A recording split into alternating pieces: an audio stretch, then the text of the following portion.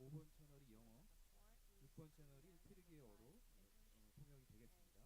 이 점 참고해 주시기 바랍니다.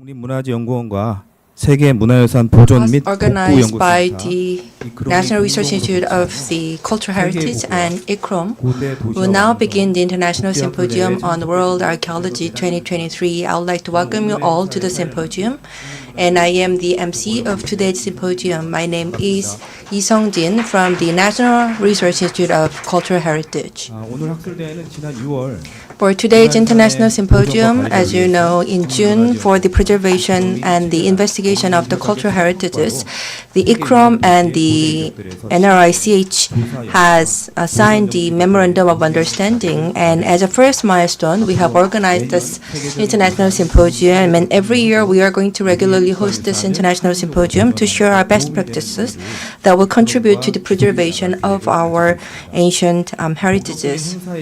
Before we begin to the main part of the symposium, I would like to briefly introduce to you our VIPs. First, we have Choi Eung-cheon, Administrator of the Cultural Heritage Administration, is with us. Next, Weber Ndoro, Director General of ICCROM, has also honored us with his presence. Next, Kang Bong-won, Chairman of the Cultural Heritage Committee, is with us. Next, Kim Gil-sik, Chairman of the Korea Archaeological Society. Next, I would like to introduce to you the Kim Yeon-su, Director General of the National Research Institute of Cultural Heritage. Fikiri Kulakoglu, Professor of Ankara University from Turkey, is with us. And also the Song Jong-yong, Chairman of the Hoso Archaeological Society. Next is the Lee Sang-jun, member of the Cultural Heritage Committee. And also the Lee Jong-ho, again the member of the Cultural Heritage Committee, is with us. Kang In-wook, Professor of Kyung University. Last but not least, Shin Hee-kwon, Professor of the University of Seoul. Thank you very much. Next, we would like to invite the Kim Yeon-su, Director General of the National Research Institute of Cultural Heritage, to the stage for his opening remarks.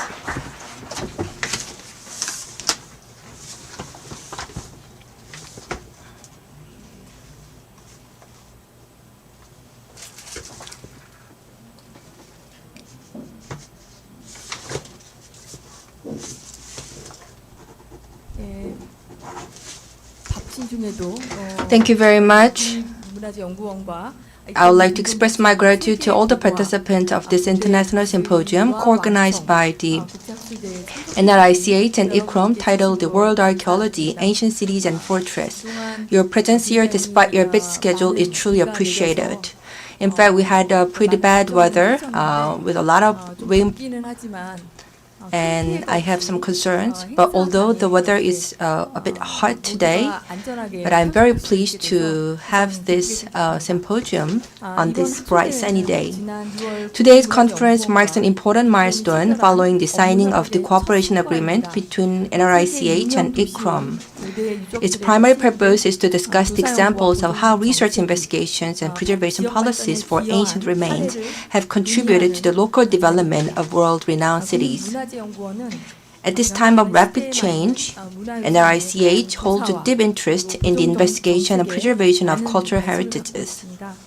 And in that sense, I would like to extend my gratitude to Weber Ndoro, Director General of ICCROM, and also Fikiri Kulakoglu, Professor of Ankara University, as well as the Mostafa Mohamed Alsaghir, Director of the Karnak Temples and Avenue of Sphinxes, as well as the Paolo Giuliani, Director of the Naples National Archaeological Museum. I'd like to thank them for their insightful presentations, which will greatly assist us in charting the right courses and policies for cultural heritage preservation. Through the regular hosting of this international symposium on world archaeology, NRICH and CHA will ensure that Korea's significant historical sites and remains are thoroughly investigated, preserved, and globally recognized for their values and potentials. Once again, I'd like to express my appreciation to all the presenters and discussants for their valuable contribution. Also, I want to thank the Professor Kang Bong-wan, who served us as a moderator for the discussion session. I sincerely wish that this international symposium a resounding success, which can contribute to the development of the preservation policies as well as the investigations of the cultural heritages. And with that, thank you very much. 네, 감사드립니다. 다음은 최응천. Next, we would like to invite the Choi Eung-cheon, Administrator of the Cultural Heritage Administration, who will give us the welcoming speech.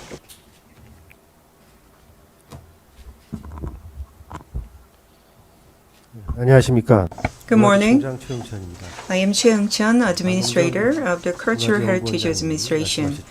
As Ms. Kim just mentioned, over a week now, we have a lot of rainfall and a lot of damages occurred. And some of the cultural heritages are affected by this heavy rainfall as well. We will do our best to restore the damaged sites. 현장 문화유산 보호에 큰 앞으로 과제로 자리 잡고 있습니다. 마침 그 어제부터 비가 그치고 Since yesterday we have the sunny weather and now we have a beautiful sunny day having this international symposium, but still many are affected, many feel the 세계의 고고와 고대 도시와 왕성. Many have a lot of damages and injuries because of the downfall. But taking this opportunity, I would like to thank all the participants, especially Director General Ndoro of ICCROM. Thank you for traveling afar for this event. I would also like to thank Chairman Kang Bong-won of Cultural Heritage Committee, experts from home and abroad, and all the other attendees who joined us in person and online for their time and interest. This international symposium is all the more meaningful as it is jointly organized with ICCROM, a prestigious international organization in the field of World Heritage Conservation and Management. Since 2013, our administration has supported the training of conservation professionals in the Asia-Pacific region and the World Heritage Leadership Programs run by ICCROM. In addition, last month, the National Institute of Cultural Heritage and ICCROM also signed a business agreement promising active collaboration, including co-hosting international academic research and conferences. This academic conference The first outcome of this agreement is organized to compare and review of the investigation, research cases, and conservation measures of ancient cities, and which are listed as World Heritage Sites. And also, the stories shared by the domestic and international experts today will serve as a solid foundation for establishing systematic research plans and preservation and utilization policies for domestic urban ruins, such as Pungnap-Dosung Fortress in the future. We also look forward to strengthening our research cooperation network in the field of Asian archaeological sites. Finally, I would like to thank the National Research Institute of Cultural Heritage and ICCROM for organizing such a meaningful event. Thank you. Next, we would like to invite the Ndoro, Director General of ICCROM, for his speech. Please join me in welcoming him with a big hand.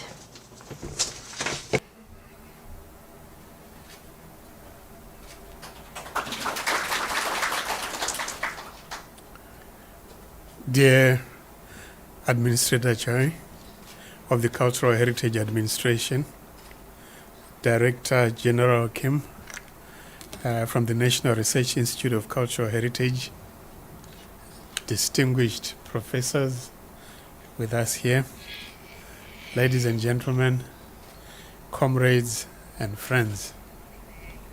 It is my great honor and pleasure to be here to this joint international conference between Korea and ICCROM, which is on world archaeology, ancient cities, and royal capitals.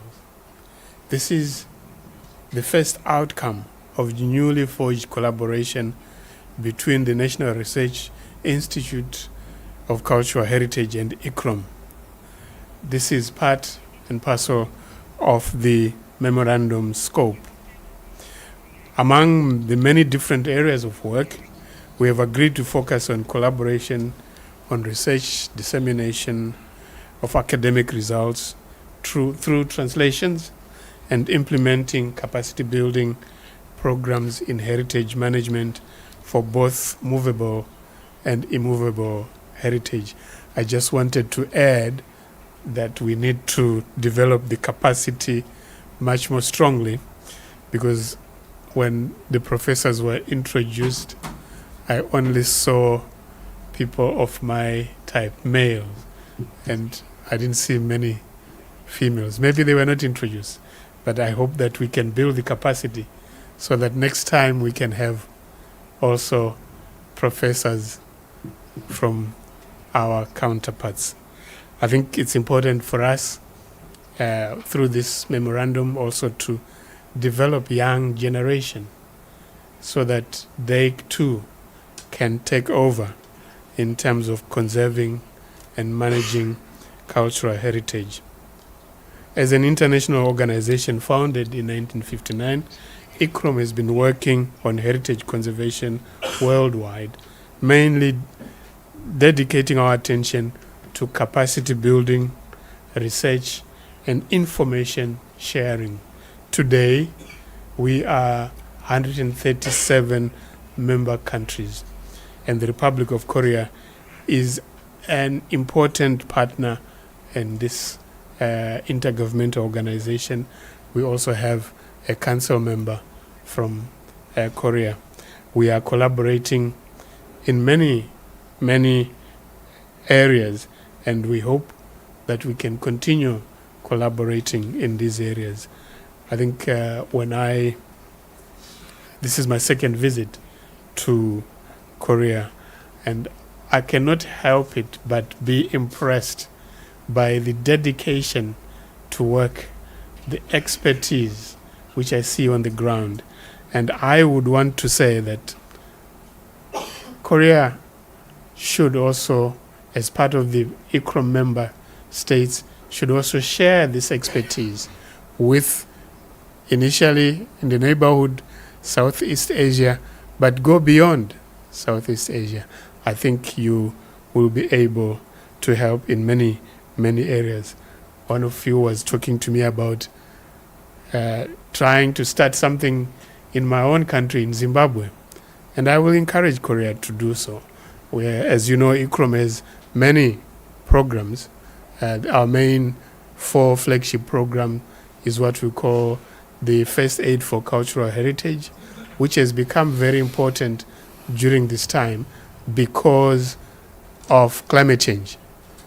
The previous speakers talked about the heat, the floods, and ICCROM has been very active in trying to make sure that countries are ready to work and protect cultural property. There also has been wars. Ukraine war is in everybody's mind. The program FAR is operating in Ukraine today. We also have a specific program for the Arab region, the ATHAR program, which looks at the conservation of archaeology and architectural heritage. And then we have a very important program, World Heritage Leadership Program, which is, I must say, led by none other than a Korean expert at ICCROM. And I want to encourage Korea, please think of seconding more people to ICCROM. It's important. It is the way you work in this world. The last flagship program is, of course, the Youth Heritage Africa program, which covers 55 countries on the African continent. But we also have other projects which we do, other programs which we do. For example, the conservation of built heritage, which I think in my visit yesterday, I could see the need to do that, the need to look at development vis-a-vis interests of urban planning. And I think our topic today, although we are dealing with ancient cities, is very relevant to the planning of today's cities. Today's cities come a long way, and this is what we are going to be looking at, the ancient cities, which are in some cases today, they are the modern cities. So it's important for us to look at the archaeological research which is happening in these cities, but it is also equally important to say what role are these cities playing today, particularly in the urban environment, if they're in the urban environment, but also what can communities do in these areas. I think today's seminar is very important, and again, I want to be extremely grateful to our Korean partners and also to the Korean government for all the work which we have done with ICCROM in the past, but we look forward to the 5 years agreement, and we need to make sure that we continuously work. And I hope next year the forum, the conference, could be in Rome, and we could extend it to more countries, and we definitely should have female professors with us so that we are complete in what we do on a daily basis. Hamza Hamnida. 네, 감사드립니다. 다음 순서는 기념 촬영이 되겠습니다. 참석해주신 외빈 여러분, 또 발표. Next, we would like to have the group photo event, so I would like to kindly invite all the VIPs to the stage for the group photo session.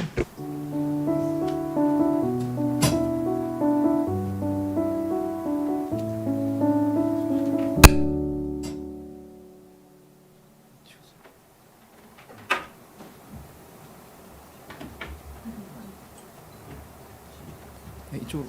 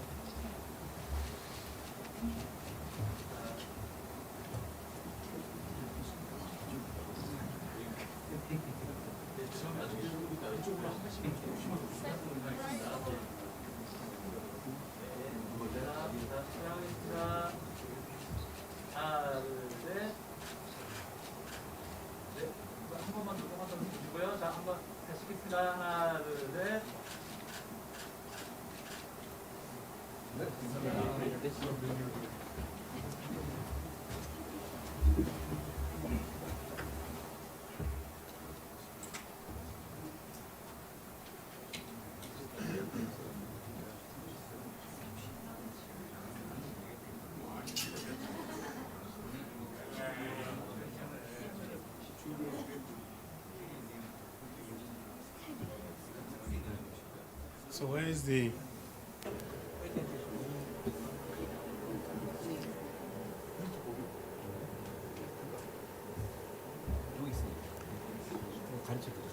What do I do?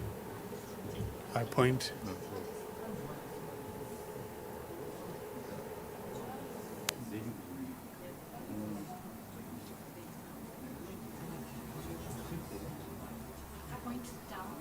Huh?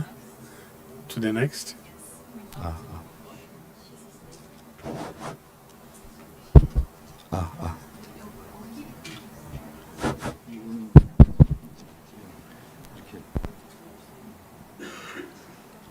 Okay. Okay. Down, up. Yeah. This. Yeah. Okay. Okay. It seems that I have to continue speaking. 네, 오늘 학술대 기조 강연을 시작하겠습니다. 외보 은도로 이코롬 사무총장님께서 남아프리카의 고대 도시들 그레이트 Director General Weber Ndoro will deliver the keynote speech. Please give a big round of applause. My apology, you continue hearing my voice for some time.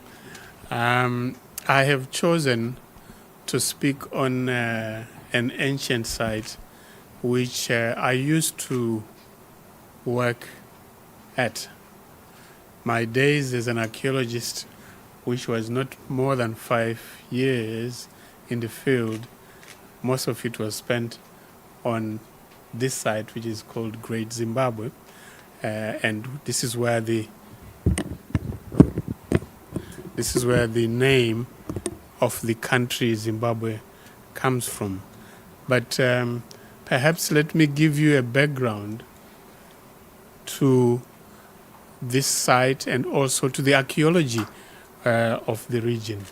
And I'm just quoting here Trevor Roper in 1963, one of the British scholars who indicated that there was no history for Africans.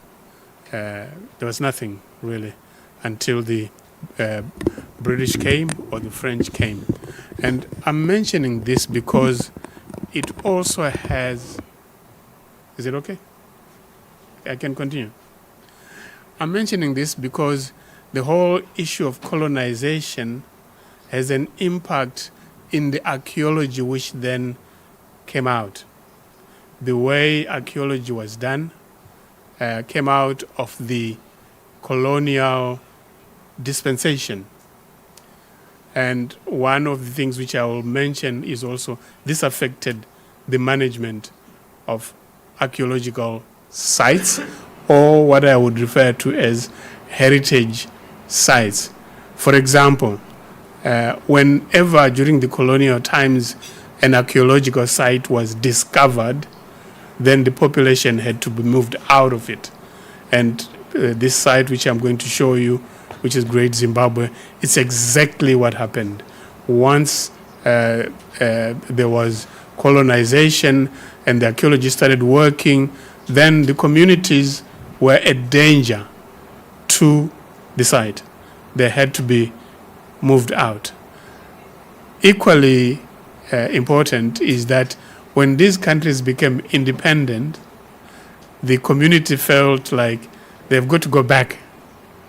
But remember that for more than 100 years, these sites were being looked after by a different organizational, if you like, system, which basically didn't allow people to be in this site. I know I mumble a lot, but if you have time, you can look for this. I'm not trying to market, but you can look for it on the internet. It's free. You can get a glimpse of the archaeology of Africa, and it talks about not just Southern Africa. It talks about some of the places, you know, for example, in Egypt, in Mali, Timbuktu, and so forth. It's published by Cambridge University. Again, it's available on the internet. So if you don't understand what I'm saying, I would suggest, since some of you are archaeologists, I suggest that you might want to look at it that way. The history or the archaeology of Southern Africa, we can trace it again here. I'm following the traditional colonial heritage sequence because I know that today a lot of archaeologists are challenging this sequence because usually we start off with what is called the hunter-gatherers, and here these are basically people who are, hunting and gathering from the forests and so forth. And from an archaeological point of view, they left the rock art sites, which again, I'll show you some of them. But at the same time, during that time, there's also evidence of mining starting at that time. Then you go into the formation of farming communities. That's when the ancient cities, ancient civilizations come into being.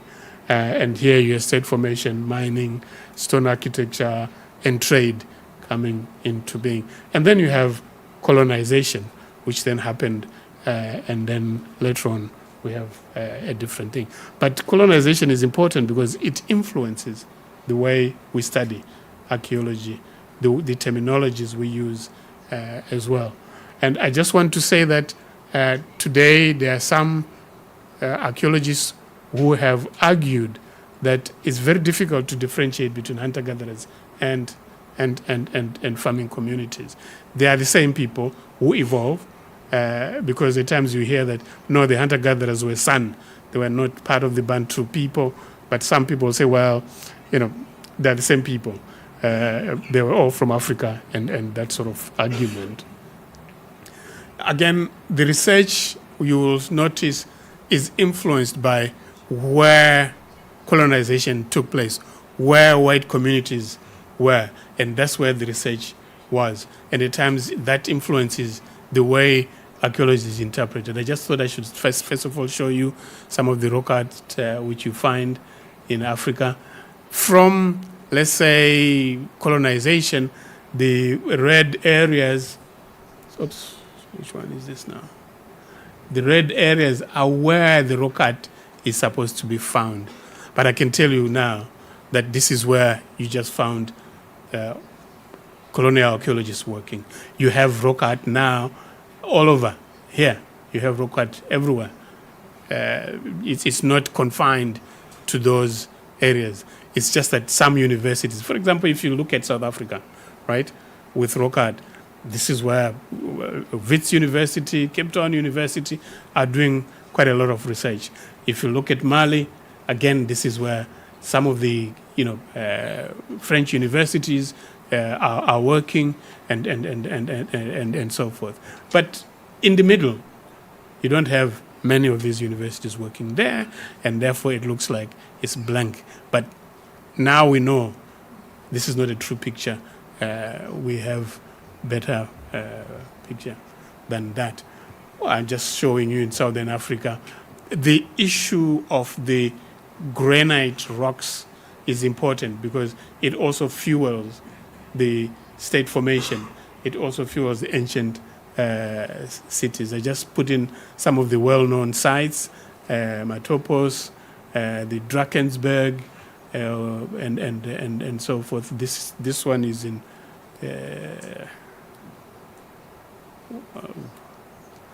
this is in Botswana, just here. Again, I mentioned the beginning of the complex societies or the ancient civilization, which are associated with farming.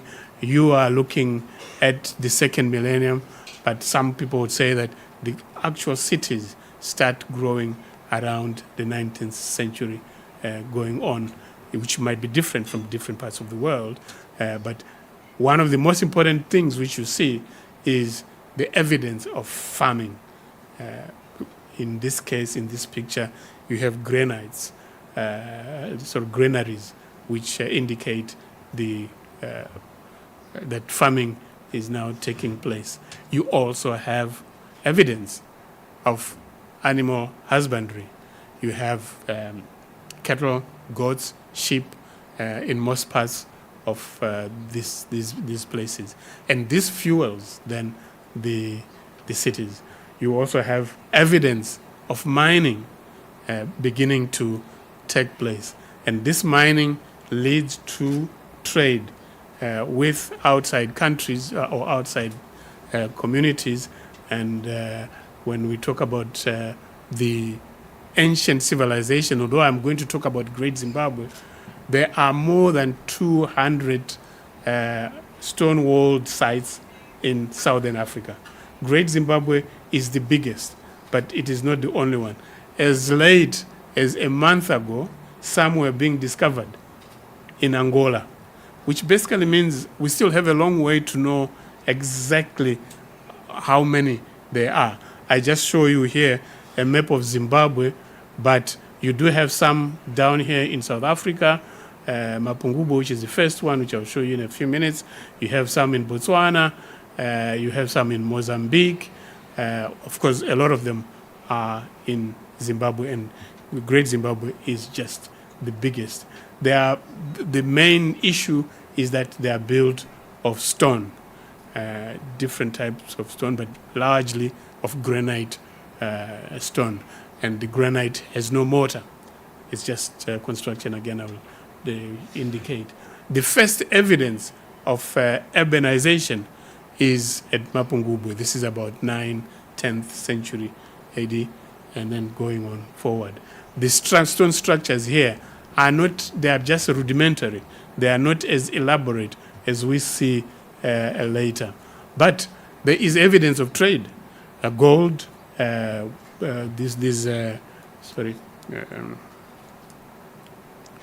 the gold rhinos and beads, these are being traded with the East Coast going to the Arab region. There's also evidence of trade with China.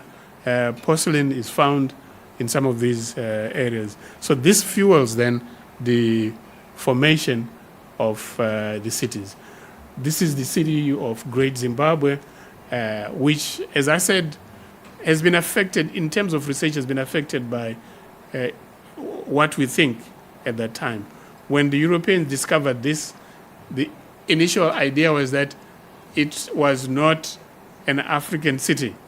So all the archaeological evidence had to be thrown out so that we can get to the actual evidence, which is not contaminated by the later Africans. Again, the Africans, there's the whole story about Great Zimbabwe being abandoned, but in actual fact, it was not abandoned in the true sense. People still use Great Zimbabwe for religious purposes and other purposes, except that it could no longer support a large population as it had done, let's say, in the 15th century, when it had a large population and it was creating trade. I don't know if you can see this, but you can see scars on the landscape.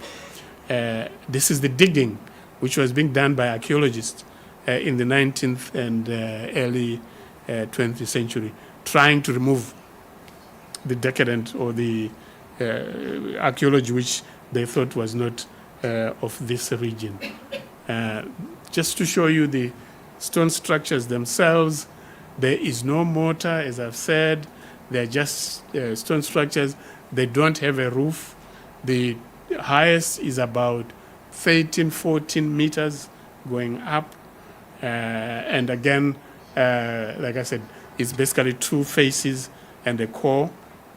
Some of them are quite elaborate, but some of them not as elaborate. As I said, the early interpretations were that this was part of Queen of Sheba's area, and that you can see even, I don't know whether my drawing shows you that, that these are the black people, and here you have sort of white people from Egypt and places like that, and these are supposed to have built the place.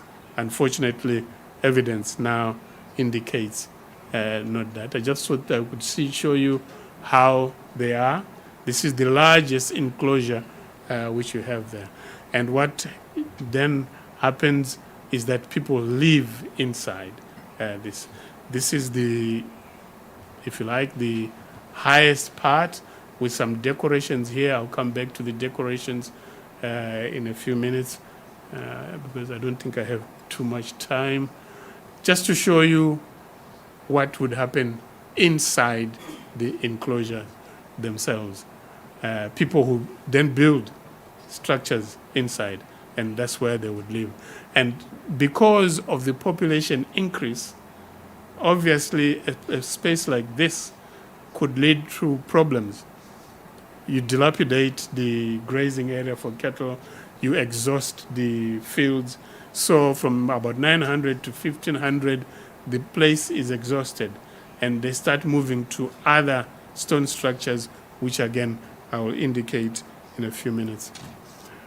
In terms of archaeological findings, apart from the Chinese porcelain, which is also found here, you have these beads, which most of them are coming from, not from internal, but from outside. The beads are coming from the Arab region, from Asia, and places like that. But you also have carved, what are referred to today as Zimbabwe beds. Initially, it was thought there were about 6 or so of these beds. Then I went to Cambridge last year in November, and I was speaking about these Zimbabwe beds. Somebody in the crowd came to me and said, well, you know, my ancestors left me a Zimbabwe bed, which, you know, I have at home, and I can bring it to you tomorrow, or we can take photographs. I said, okay. I think he went back and thought, he's no longer interested. So he didn't come the following day. But from my digging of the story, it looks like there are more Zimbabwe birds, except that these people like Cecil John Rhodes, who colonized the area, used these birds as a gift to people. They didn't really look at them as of archaeological importance, but as gifts which they could. So there could be much more archaeological artifacts, but the record doesn't show that. So at times we construct the story from just a few. I've said that after Great Zimbabwe, when the population had increased, some of them started moving to other areas. But it meant also improving the quality of the stone structures. This is Kami, which is in the southern part. Again, another stone structured site which was built.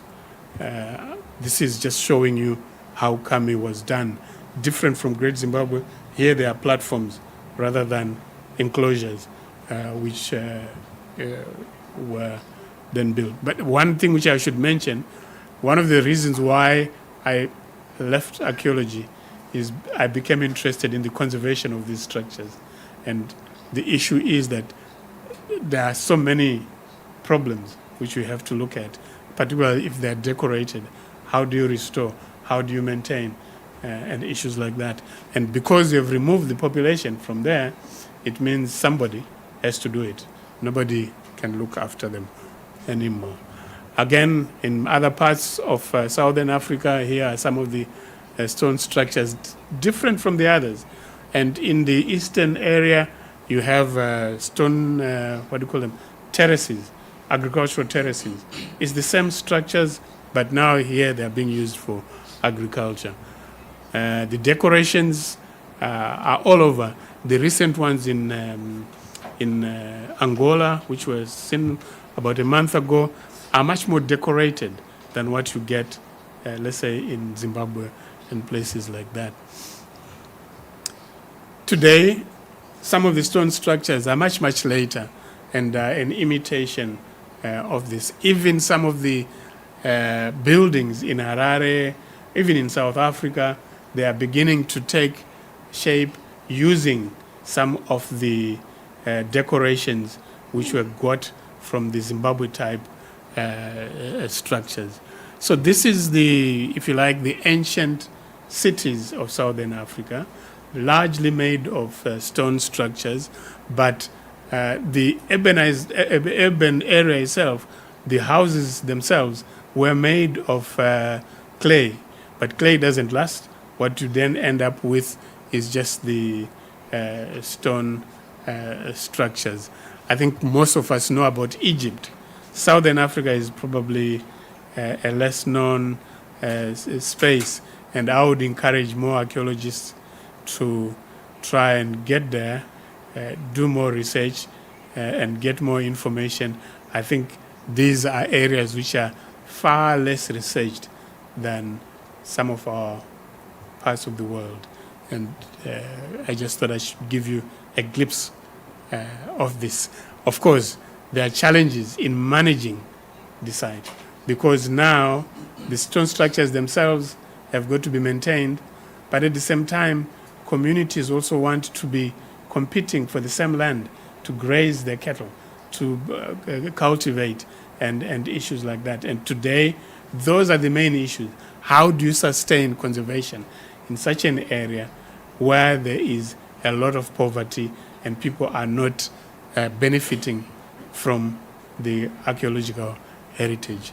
Thank you.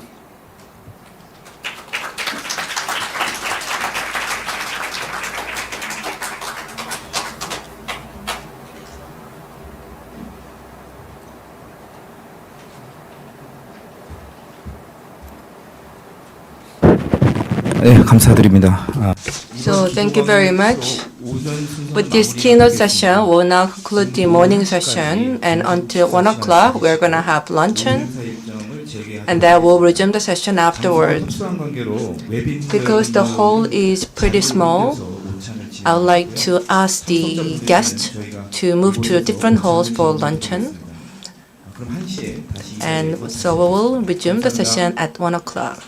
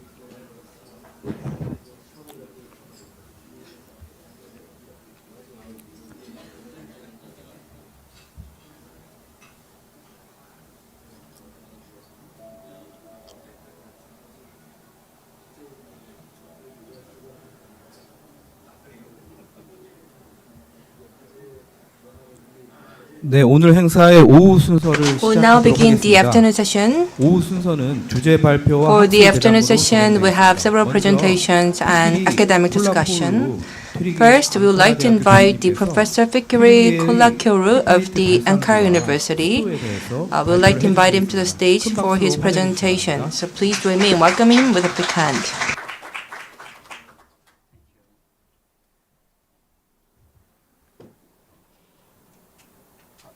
I'm sorry, I cannot speak in Korean, and I was asked to speak in Turkish. I believe the translation is on way, so you're going to follow me. Sorry, and there is in script. The script is English in the slides. So, her şeyden önce beni çağırdığınız için, buraya davet ettiğiniz için başta enstitü başkanı ve enstitü genel sekreteri olmak üzere herkese teşekkürlerimi sunuyorum. I guess bugün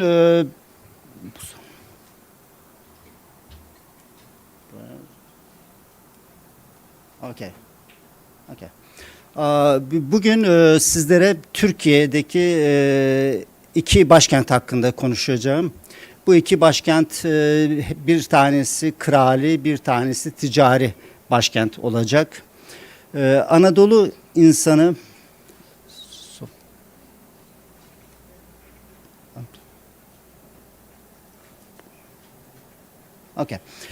Anadolu insanı yaklaşık olarak günümüzden 5000 yıl öncesinde özellikle maden üretimi açısından önemli bir aşama kaydetmiş ve dönemin sonlarına doğru adını verecek olan bronzu üretmeye başlamıştır.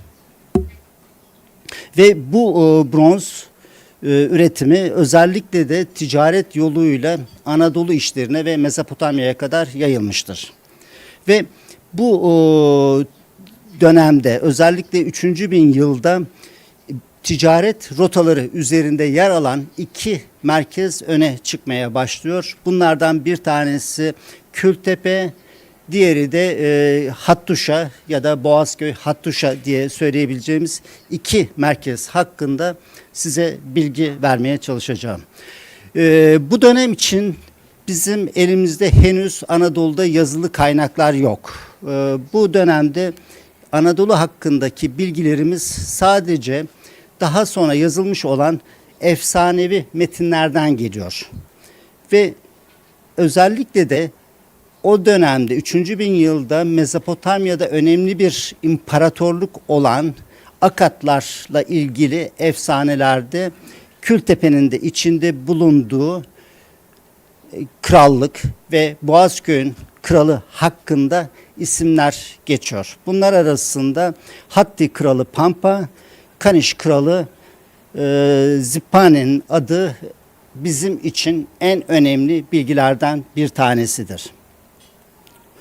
Bu dönemde özellikle Kültepe'den başlayacak olursak Kültepe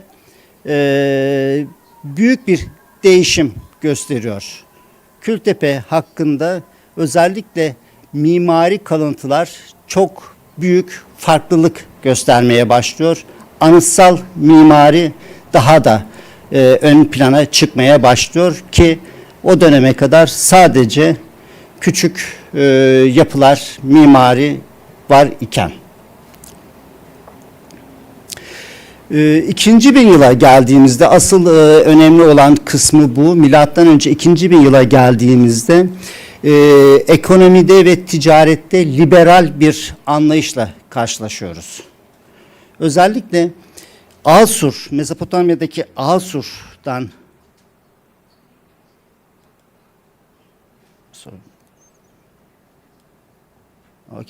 Mezopotamya'daki Asur'dan gelen tüccarların Anadolu'ya yaptığı seferler sayesinde Anadolu'da yeni bir dönem başlıyor.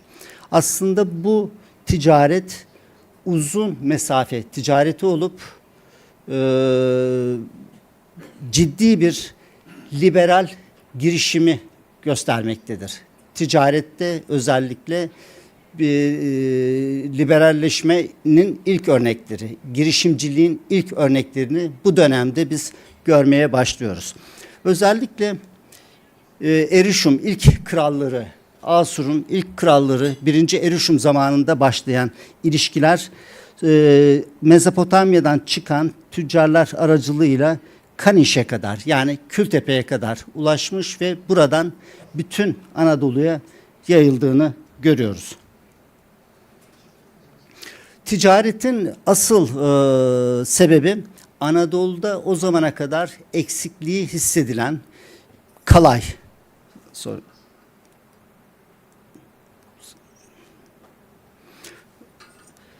Kalay Anadolu'da var ancak yeterli değil.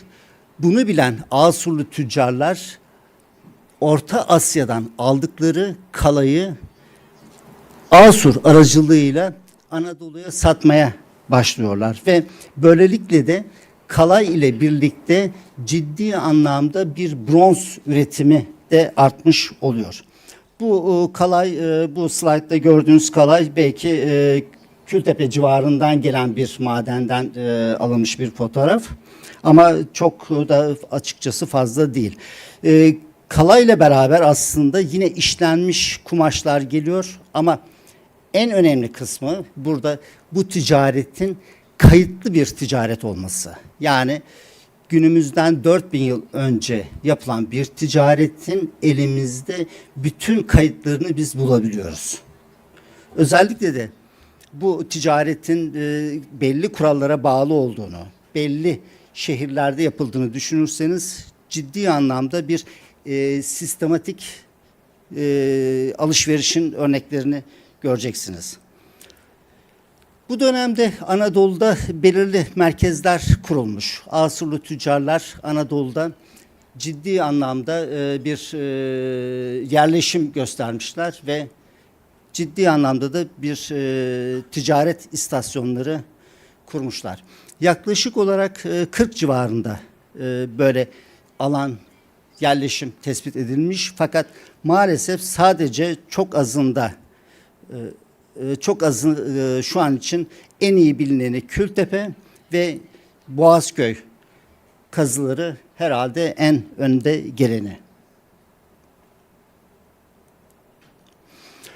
Kurdukları ticaret tamamen sistemli bir ticaret ve bu ticaret açıkçası belli kuralları olan ticaret ve özellikle de Asurlu tüccarların sahip oldukları bir organizasyon, bir enstitü Kültepe'de kurulmuş. Kültepe çünkü o dönemin ticari bir başkenti ve burada ciddi anlamda Chamber of Commerce or commercial banks kind of institutions, Kültepe'de biz yazılı tabletlerden buluyoruz ama Anadolu'nun bu dönemden en büyük kazancı kesinlikle ve kesinlikle kralların yaptıkları anlaşmalarla aldıkları datum tax denilen bir vergi sistemi. Bu sayede gerçekten de Anadolu'da ticaret yapmanın yolu açılmış oluyor.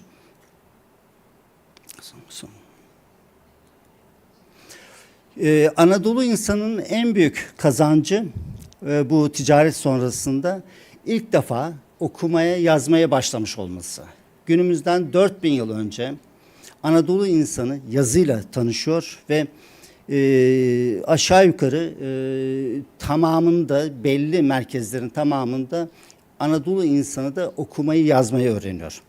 Kültepe'de yapılan kazılarda yaklaşık 23.000 civarında çivi yazılı tabletlerden bulundu ve bunlar açıkçası sadece Kültepe'nin değil ama diğer taraftan tüm Yakın Doğu'nun geçmişi, tarihi, sosyal, politik ve ekonomik değerlerini ortaya koyduğu için Anadolu'nun en önemli tarihini başlatan belgeler olarak değerlendirilmekte. Aslında bu tabletler tamamen ticari tabletler. Yani yapılan ticaretle ilişkili tabletler Ama bunların içinde açıkçası ticaret dışında yine günlük hayata ilişkin çeşitli notları da bulmak mümkün oluyor. Ve bunlar arasında ki bu bilgiler bizim Kültepe tabletlerini dünya bellek listesine kaydedilmesini sağladı 2015 yılında. Aynı şekilde öğren yeri de geçici UNESCO Dünya Kültür Miras listesinde yer almakta.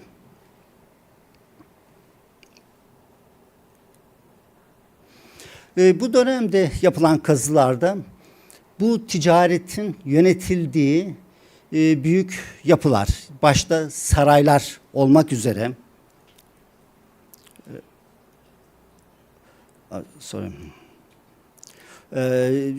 Kültepe'de yapılan kazılarda en azından 2 tane burada, 1 tane de burada olmak üzere büyük saray yapıları açığa çıkartıldı. Aynı şekilde tapınak or temples were yine tapınaklar da burada açığa çıkarıldı.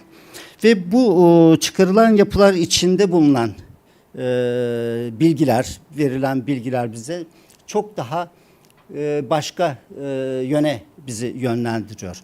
Yapılan kazılarda bulunan bir resmi yapı, megaron biçimli bir yapı, diğerleri arasında çok daha önemli olmakta.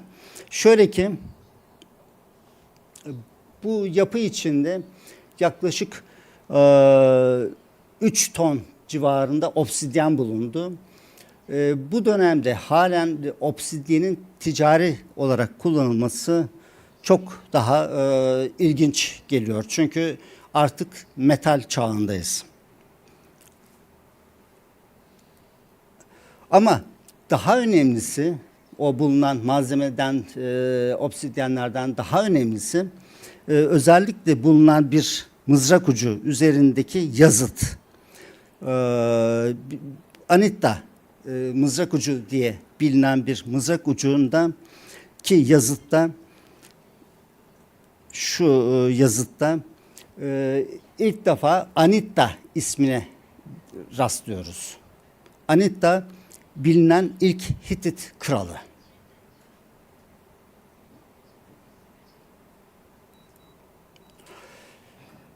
Bu döneme ilişkin kazılar bizim genelde 2 kısımda yapılıyor. Tepede bu büyük yapılar, aşağıda da şu gördüğünüz kısımda halkın oturduğu yapılar yer almakta. Ve sadece aslında şu kısımda 300 yıl kadar oturulmuş, daha fazla bir iskan söz konusu değil. Ve bu dönemde Kültepe'nin ölçülerinin en az 2 kilometre olduğunu, hatta 3 kilometreye kadar çıktığını biliyoruz. Oldukça geniş bir alanı kaplayan bir alan. Aslına bakarsanız çok da böyle büyük gelişmiş bir yapılaşma söz konusu değil. Anadolu'nun karakteristik yapılarını burada bulmak mümkün. Ama sokakların ve evlerin planlarının gerçekten çok daha gelişmiş olduğunu anlamak mümkün.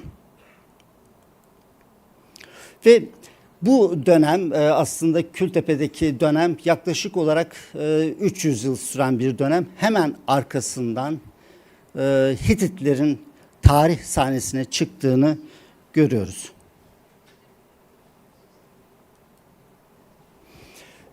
Hititlerin tarih sahnesine çıktığı dönemle ilgili olarak biz açıkçası şurada gösterebilirim rahatlıkla Kültepe'de oluşmaya başlayan sanat Hitit sanatının öncüsü olarak kabul edilmekte ve bu sanat aslında tabii ki uzaktaki, kuzeydeki bir yerde aynı şekilde devam ediyor. Hititler tabii ki belki herkesin çok daha iyi bildiği bir topluluk. Anadolu'da özellikle taş yontu eserleriyle bilinen bir sanat. Ama bu sanatın gerçekten burada gösteremeyeceğim kadar başka örneklerini biz Kültepe'den biliyoruz. Bu Kültepe'den, ama bunlar Boğazköy'den bulunan eserler aslında birbirinin devamı olan eserler. Hattuşa Hititlerin başkenti olarak biliniyor tabii ki ve bu şehir aslında oldukça dağlık bir alanda kurulmuş ve yaklaşık olarak 2 kilometre uzunluğunda bir alanı kaplamakta. Yani yaklaşık olarak 2 kilometre kare bir alanı kapsamakta. Şehir surlarla çevrilmiş ve şehir içinde örneğin şurada gördüğünüz şekilde oldukça geniş surların bütün şehri çevrelediğini görmek mümkün. Şehirde en azından 5 kapı biliyoruz. 5 tane kapı ile şehre girilmekte. Bunlar arasında Aslanlı Kapı, Kral Kapısı ve bunun altında hemen bir tüneli de olan, törensel bir tüneli olan Kral Kapısı ve Sphinxli Kapı gibi kapıları özellikle de taş yontu sanatıyla süslenmiş. Krali başkentte büyük yapıların açıkçası çok fazla günümüze kadar kalmadığını biliyoruz. Ama açığa çıkartılan bir yapı Hititlerin, daha doğrusu kralın kullandığı büyük tapınak olarak biliniyor ve burada bir izometrik çizimini görüyorsunuz. Hititler çok tanrılı bir topluluk. Özellikle de Boğazköy ve yakınlarında çeşitli kaya anıtlarında bu tanrılarını betimlemişler. Örnek olarak yazılı kaya diye bildiğimiz Türkçe'de inscribed rock, which is bütün tanrılarını, betimlerini yaklaşık olarak 1000 tanrısını burada görmemiz mümkün. Tanrılarının açıkçası ve bütün krali yapılarının Boğazköy'de yer aldığını gördüğümüz Hititlerin aslında Boğazköy'de neden yerleştiğini de bilmiyoruz.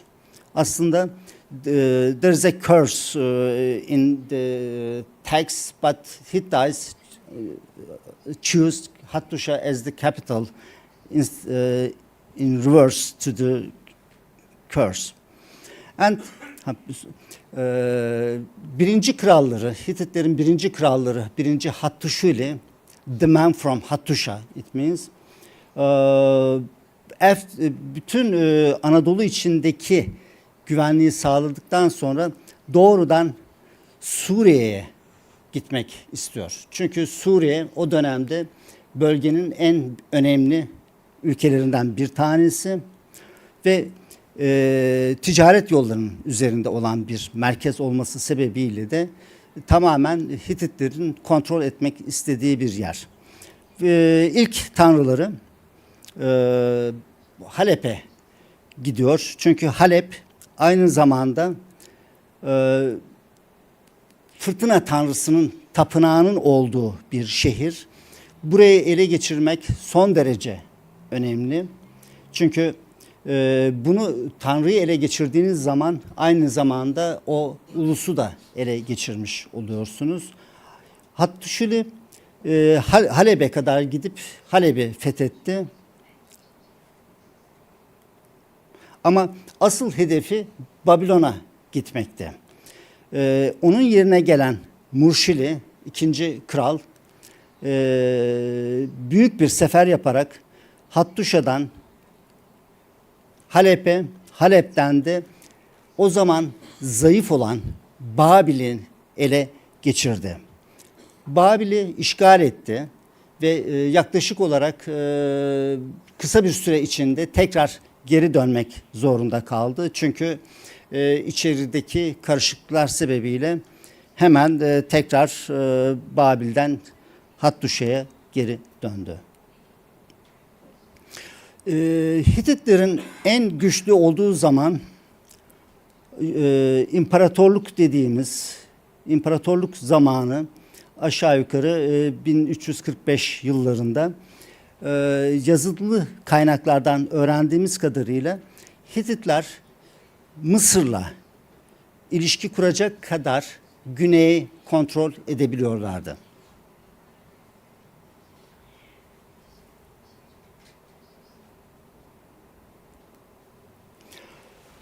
Bu güneye giden ilişkiler sonrasında tabii ki çarpışma kaçınılmaz oldu. Yaklaşık olarak 2. Ramses zamanında Hititler ile Mısır karşı karşıya kaldı. Ve Hitit kralı Murşili ve yine Ramses II fought in Kadesh, which you know the most famous or the legendary wars of the ancient times in the ancient Near East. So, okay, back to Turkish. Sonrasında Hititler ile Mısırlar karşı karşıya geldiğinde herkes iki tarafta kendi ülkesinin galip geldiğini, kendi krallarının galip geldiğini söyler ama açıkçası Ramses burada Abidos'taki anıtlarda böyle savaş arabalarıyla gösterilmiştir. Hititlerle savaşır ama büyük olasılıkla aslında bu savaşın galibi yok. Büyük ihtimalle Hititler daha karlı çıkmış. Sonrasında yine dünyanın ilk bilinen antlaşması imzalanmış. Kadesh Peace Treaty ve sonrasında öğrendiğimiz kadarıyla Hititler yine Akdeniz kıyılarına kadar bölgeyi kontrol etmişler ama sonrasında en azından iki krallık arasında Egypt and Hittites signed a peace treaty and it is said to be it was to last forever.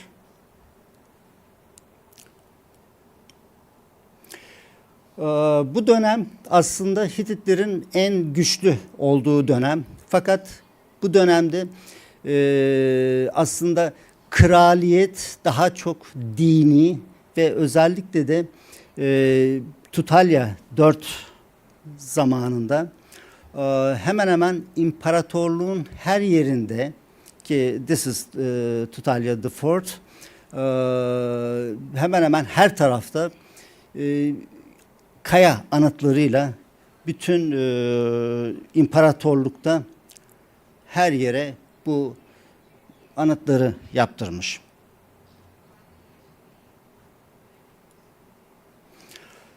Şupuluma hemen hemen son kral olarak kabul edilen Şupuluma hemen Muvattali'den sonra tahta çıkıyor.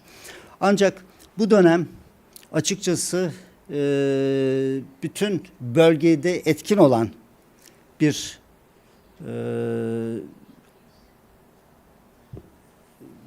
halk batıdan gelip bütün Ön Asya'yı, bütün Ege'yi etkileyecek şekilde tamamen bölgeyi tahrip ediyor ve bu tahribat sonrasında aşağı yukarı bu gemilerde yaşayan insanlar Mısır'a kadar iniyor ve bu bölgeyi kontrol altına alıyor.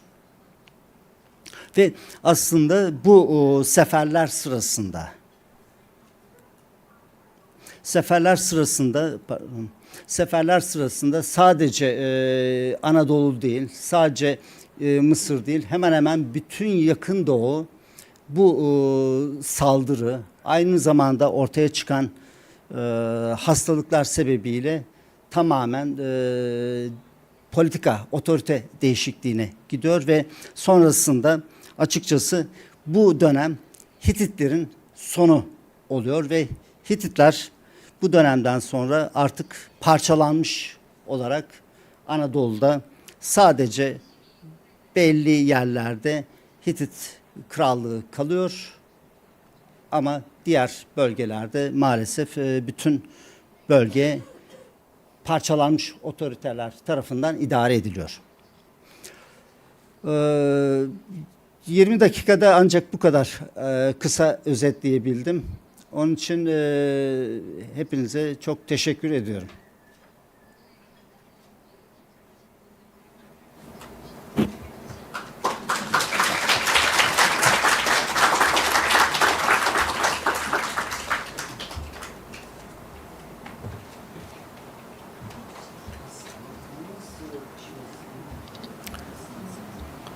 네, 감사드립니다. So thank you very much. 다음 주제 발표는 저희 For the next presentation, we are gonna play a short video which will be delivered by the Mostafa Mohamed Archaeology, General Director of the Karnak Temples and Avenue of Sphinx, and he's going to talk about the Egypt ancient tapes with its necropolis. And after that, we are gonna have the academic discussion, and Mr. Mostafa will join us for that.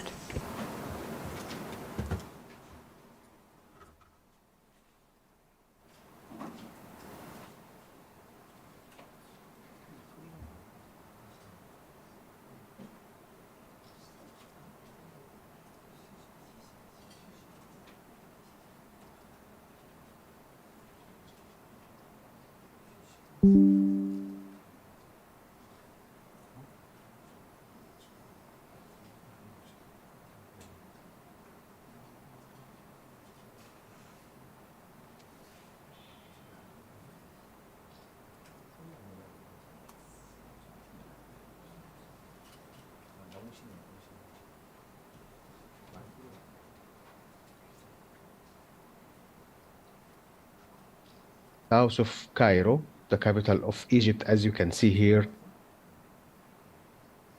Ladies and gentlemen, it's really my great pleasure to be with you today to give a presentation about the World Heritage Sites of Ancient Thebes with its necropolis.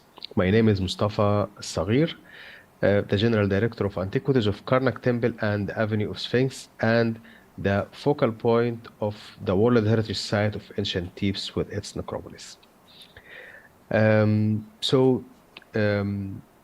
everybody knows that ancient Thebes is the modern city of Luxor nowadays, which exists exactly at 657 kilometers south of Cairo, the capital of Egypt, as you can see here in the plan of Egypt.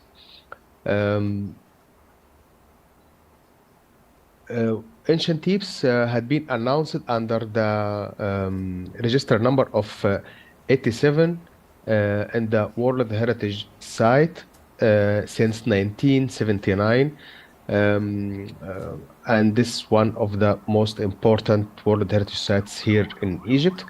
As you know, that Luxor was the capital of ancient Egyptian Empire that was almost starting from 1,500 years BC. As we can see here, plan for the Egyptian Empire during the ancient times. And then we can see that Thebes here exactly at the middle of Egypt, and it is the capital of almost all the Middle East during that time. We can say that especially from the 18th and 19th and 20th dynasty, which is almost 1,500 BC, Egypt had been extended for this really huge area, and ancient Thebes during this time was the ancient capital of Egypt. Just in order to know Luxor or ancient Thebes, as you can see here, it had been divided into two banks. The one on the right is the East Bank, where we can see the main city. We can see here Karnak Temple, exactly at the north, and then there is an avenue Sphinx reaching till Luxor Temple at the south, and then we have the River Nile, and then we have on the left a very huge agriculture area, and it had been extended till the Western Desert, where we can see all the funerary temples and tombs that can be used for the burial of the Egyptian kings during that time. This is a kind of 3D modeling or reconstruction for how the ancient city of Thebes was, looks like, more or less. So here we can see at the east bank, Karnak, Mut temple at the middle, and then Avenue Sphinx, which connecting the two main temples in the east bank. And then we cross the River Nile to the west bank, where we can see here we can see the location of the main temples of West Bank and Luxor, where they can be used as a funeral temples for all the kings who were buried during that time. Ancient Thebes had been called during ancient times as Wasit. Wasit, it means the scepter, showing that it's the main place for the kings and the royal ship there in Egypt during that time. And then it had been transformed into Ta-Ibit, which is the holy place. And then we can hear that Ta-Ibit had been transformed to Thebes, as we know for this. Of course, ancient Thebes had been constructed from many archaeological sites and many temples. We can give some examples about all the main sites in ancient Thebes. Karnak temples considered to be one of the biggest temples, and not only in Egypt, but one of the biggest all over the world. It had been created mainly for the main god of Luxor, which is the god Amun, Amun-Ra. This considered to be the main place for Amun-Ra. That's the reason that all the kings mainly were really interesting to leave a kind of a monument inside this temple for Amun-Ra. So we can almost have more than 25 kings or even more who were participated in reconstruction the Karnak temple. We can see here the first pylon, the great hypostyle hall, some temples like the one of Ramses III, also the sacred lake, many places, and almost more than 14 temples consists of Karnak temples. The other main temple in the East Bank is Luxor Temple, had been created for the first time during the King Amenhotep III, and then it had been extended during the time of King Ramses II to have the main facade of Luxor Temple, and then we have the open court, and then also we have the cachette court, where had been discovered the Luxor cachette during 1989. Also, we can see many important places inside Luxor Temple. We can see the Mosque of Abu al-Hajjaj exactly over or in the upper part of Luxor Temple, as one of the most important Islamic monument during the medieval times. Karnak temples and Luxor Temple were already connected through the Avenue Sphinx. This great avenue, which extend for almost 3 kilometers to connect the two main temples. It had been constructed mainly to have the main festivals of Opet and other main festivals in ancient Thebes, where we can see the processions of the god Amun coming out from Karnak temples to reach Luxor Temple using the Avenue Sphinx. This is one of the most remarkable areas in Luxor.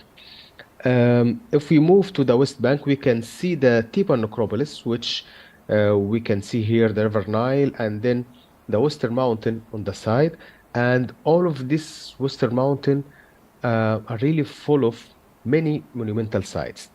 The east bank of Luxor, usually it is in the, we can see the temples of the daily life.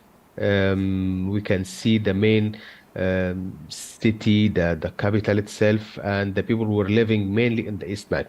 But for the west bank, as the sun set after behind the western mountain, so the ancient Egyptian considered this related for a way or another with the other world, something after death. So we can see that all the temples here were called temples of millions of years, something really related to the eternity and the life after the death. So they are mainly funeral temples. Also, we have the tombs of the kings and queens, nobles, and many people who were buried there in the West Bank, as you can see here. This is the limit of the agriculture area, and then we can see the mountain full of the temples and the monumental sites. One of the most important sites there is the Valley of the Kings, of course, where all the kings of the New Kingdom, starting from the 18th dynasty, almost like 1500 BC. This is the main era of Luxor, or Thebes can be like a capital for all Egypt. So in this place, we can see the tombs of the most famous kings were buried during that time in this valley, where nobody can see or reach this valley before. So they would like to keep their coffins, their bodies in very good conditions of preservation. So we can see these tombs are one of the most important evidence for the life of ancient Egypt. So we can see all the inscriptions, all the colors of all these tombs, showing also the religion of the ancient Egyptians, the relationship between the kings and the gods, and also all the funeral things, and the imagination of the ancient Egyptian about the other world. All of this had been recorded on the walls of the Valley of the Kings. One of the most important tombs inside the Valley of the Kings is the tomb of the famous king Tutankhamun, where this is considered to be one of the most important tombs. Even it's really small, but this is really important because in 1922, it had been discovered all the treasures, the golden treasures of Tutankhamun inside these tombs. So this is considered to be one of the most important tombs all over the world, let's say. On the other place, also on the Theban necropolis, we can see the Valley of the Queens, where the members of the royal families had been buried inside this valley. So we can see, of course, not only queens, but also sons and daughters, and even some brothers of the royal families.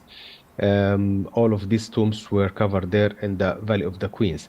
And one of the most important tombs there is the tomb of Queen Nefertari. She's the wife of King Ramses II.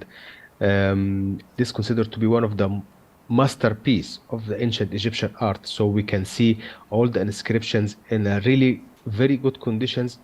We can see the colors, looks like it just the artist finished the painting just a few weeks ago. So we can see really it's one of the most important places.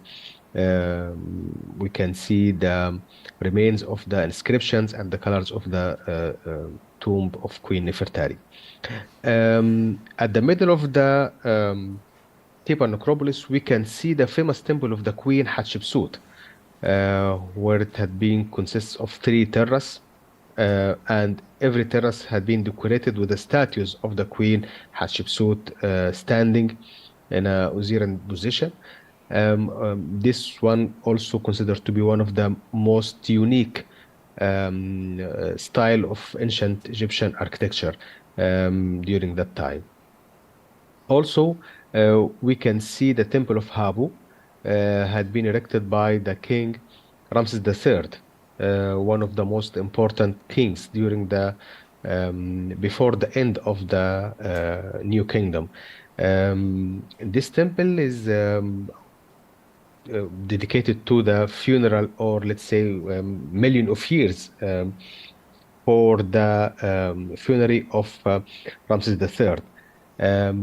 This temple is unique because of his because of the inscriptions that we can see are very clear, and also all the colors are really visible, and it really shows very important part of the ancient Egyptian history, showing the relationship between Egypt and the people of the Mediterranean Sea, the people from Asia or also Africa, that you can see all of these relations on the inscriptions of this temple. One of the most important places in the West Bank is the tombs of Deir el-Medina. Deir el-Medina, it's the remains of the village where all the workmen who were cutting the tombs of the King's Valley and also Queen's Valley, this is the place where they will live. So we can see complete remains of an ancient village. We can see the houses of all of these workmen. All of the artists were also living there. Not only the houses, but also their tombs. They are really wonderful tombs, as you can see here.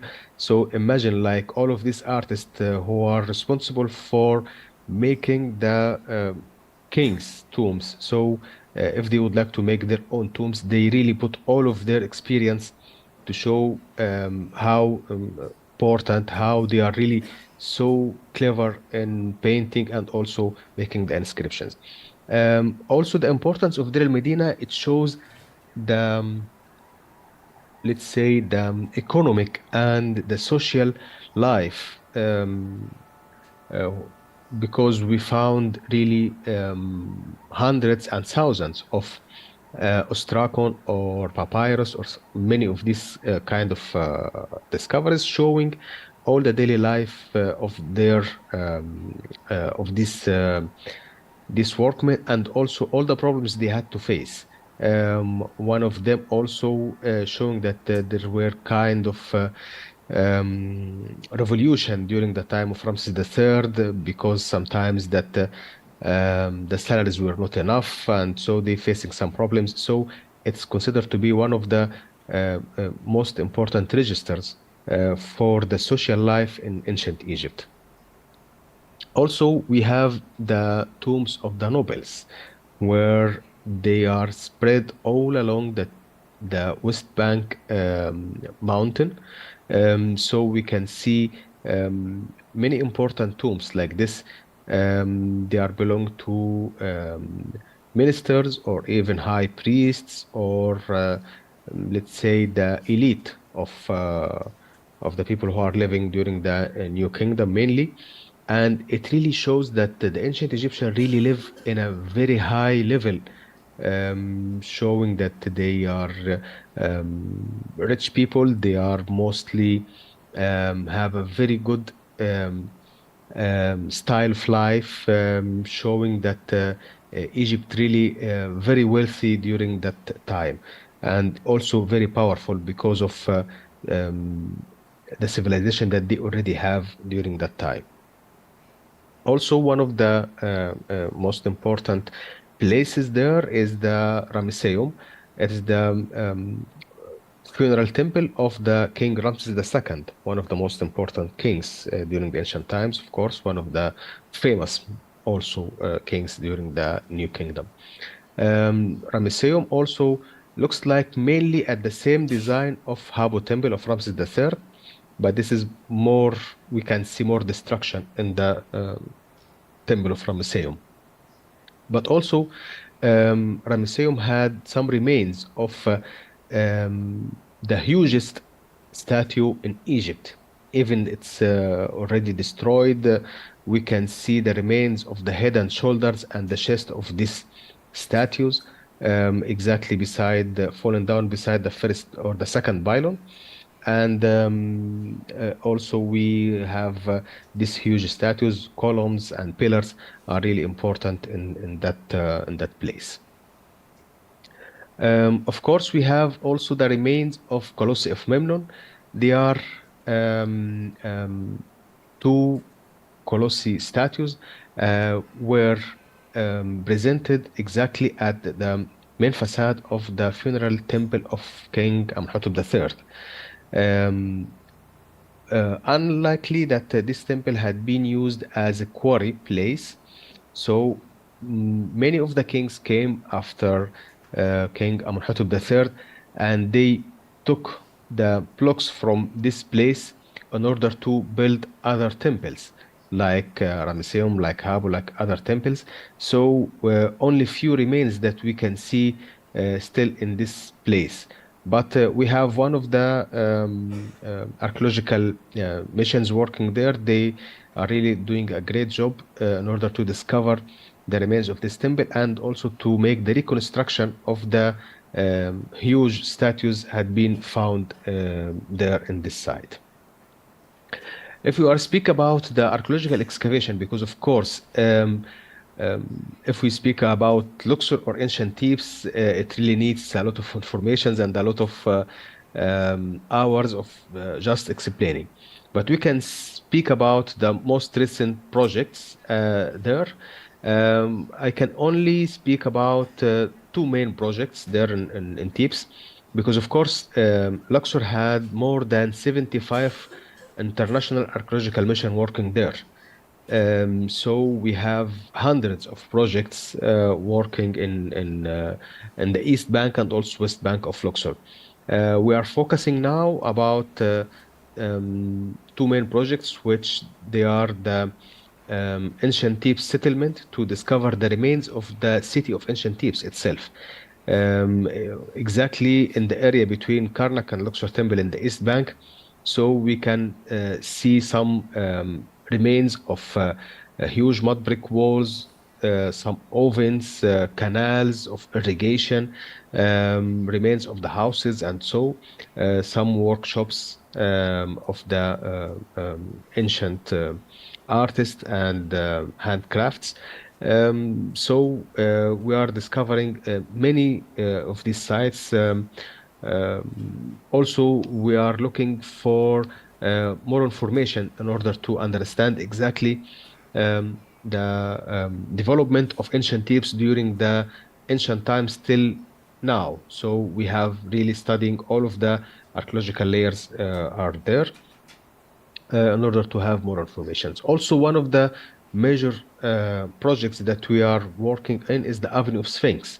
To discover this kind of huge project. It's considered to be one of the most biggest archaeological sites in Egypt, which we can say we are excavating more than 3 kilometers long with almost like average of 100-meter wide.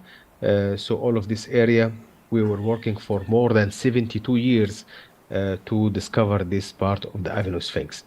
Of course, we can see some pictures showing the Avenue Sphinx starting from Karnak Temple till Luxor Temple, and also we can see the remains of the statues and had been discovered during the excavation, and then we had to bring them back to make the restoration and so, and we can study all of structures in the two sides of the Avenue Sphinx, which really gives us very important information showing the all the life of the ancient Egyptians, how it was during the New Kingdom, late period, during the Ptolemaic and Roman time also.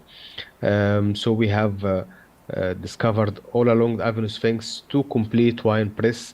We have a nilometer, so we can see these pictures of the workmen who are digging inside the nilometer. So we are also have some pictures showing the workmen revealing the debris all around the pedestals of the Avenue Sphinx. Also, we had a very rich heritage course in Luxor. I am speaking about tangible heritage and intangible heritage also in Luxor. One of the most important projects that we are already done in Luxor. It's the Luxor Visual Identity Project. This kind of project is to make kind of branding for Luxor. And this kind of branding, it shows the slogan of Luxor written in this way with the specific colors in order to show the importance of Luxor.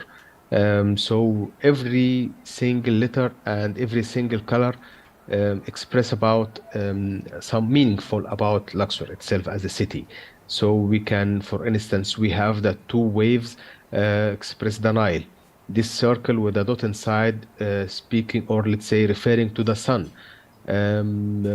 Also, many of these things like L, it's showing the temple. So something like this. It is not only the slogan, but also kind of services had been given to all the visitors of Luxor and showing the most important features of Luxor itself. So we can see signage can be put on the streets and also in the airport, like Luxor Airport, as you can see. We can see the fluka, the boats of the Nile, have all the elements of the visual identity project of Luxor.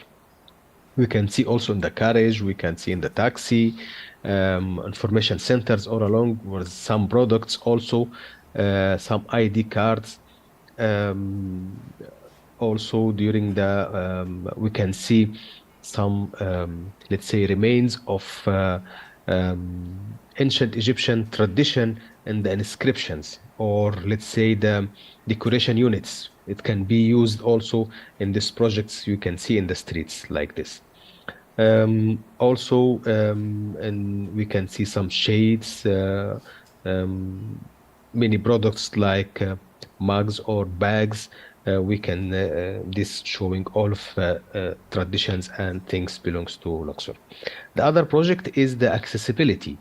In 2018, Karnak temples considered to be the first temple had been accessible for the people with disabilities in Egypt.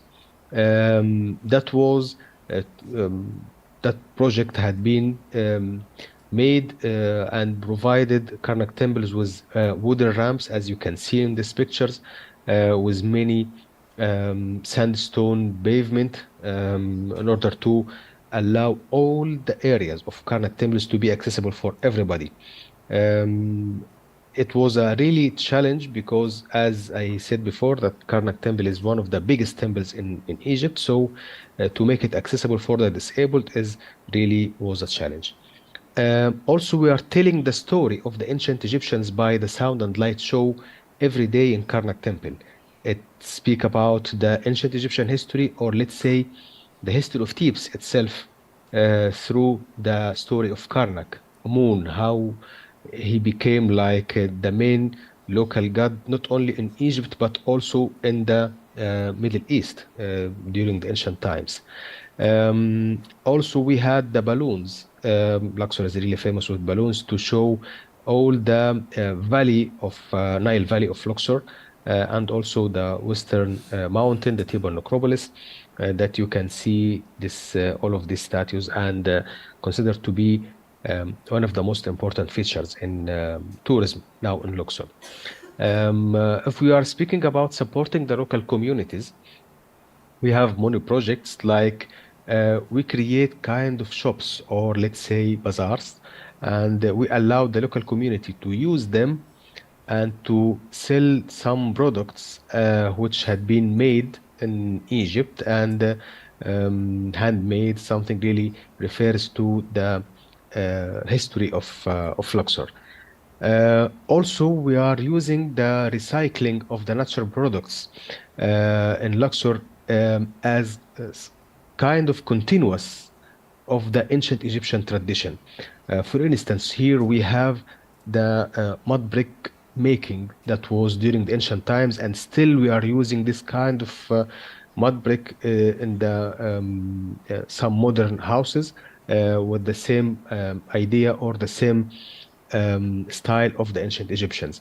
This kind of manufacturing are using the local elements in order to make the mud brick to be used in the houses. Also making the mats exactly from the halfa and all of these kind of plants, exactly like the ancient Egyptian were making. So we are supporting all of these projects by the Egyptian government in order to use this kind of mats in the houses. Also, they can make a kind of things to be given to the tourists of Luxor. Luxor also is famous of alabaster workshops. So we have the local artists who are living there in mainly in the West Bank of Luxor, who are make their handmade vase of alabaster. So it's really something unique and something continuous since the ancient Egyptians. We are speaking about also the opening of the Avenue of Sphinx. This huge project had been created since 1949, consists of 1,057 statues all along 2.7 kilometers connecting Karnak and Luxor Temple. This kind of opening festival or the inauguration of the Sphinx showing exactly the ancient Egyptian festivals and traditions already exist in this part of the city. Also, to reviving the ancient Egyptian traditions, we can make a very quick comparison between the festival of Abu al-Hajjaj Mosque, this we can see on the left, and also the Obit festival during the ancient times, and we create again the opening of the Avenue of Sphinx. Here, some examples like the procession that we can see at the left during the of Abu al-Hajjaj, at the middle the inscription showing the procession of Obit festival, and on the right the opening of the Avenue of Sphinx.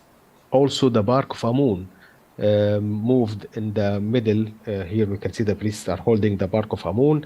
On the left, using the same bark or something simple for Abu al-Hajjaj, and this is on the right for the opening of the Avenue of Sphinx, using the sticks, using the lights.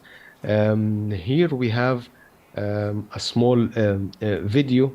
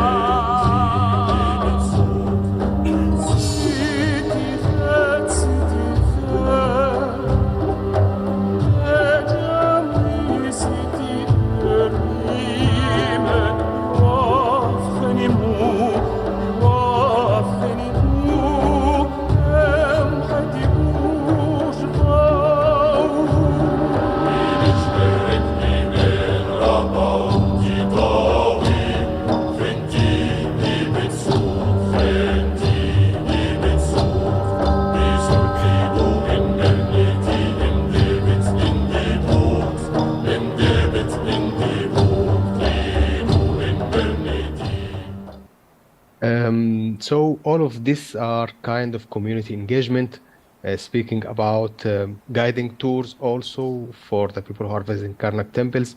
We are focusing on visiting the hospitals, making some activities with the children, making the drawings and the puppet show, making some simulation for the excavation for the small children, making some seminars, engaging the women also in the monumental areas, and also sharing with the local community for the work inside the archaeology.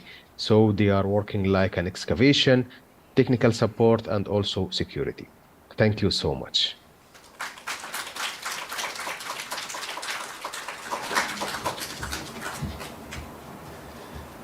네, 그 알사기르 담당 So because of some inevitable schedule conflict, the Mr. Alsaghir could not join us for the presentation, but he will join us for the panel discussion session later. Before we move on to the next presentation, we're going to have 10-minute break and we'll come back by 2:10.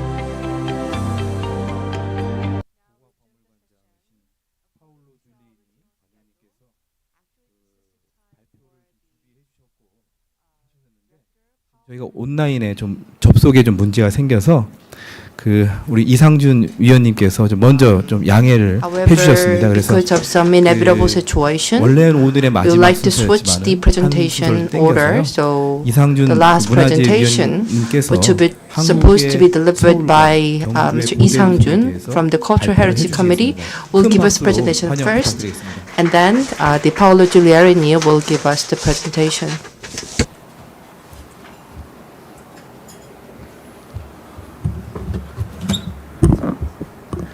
네, 이상준입니다. Let me introduce myself. My name is Lee Sang-jun. 발표를 하게 됐습니다. I am abruptly brought into the podium. Sorry about that. 얘기를 듣고 사실 많이 So I was requested to present on the capital city structure in Seoul and Gyeongju. And I personally was involved in the Seoul Pungnap-Tosong fortress excavation projects, and also I was part of the excavation team and study team for the Gyeongju capital city project as well. So probably that's why the organizer asked me to do this presentation. 혹시나 누가 되지 않을까 But 걱정되거든요. I am a bit 제가 걱정되는 바는 어떤 토론 시간에 worried 저한테 많은 that my 질문을 presentations may challenge the archaeological teams or scholars studying the two sites, capital city and the fortress study project team efforts. So please understand that this is my interpretation of the capital cities in Seoul and Gyeongju.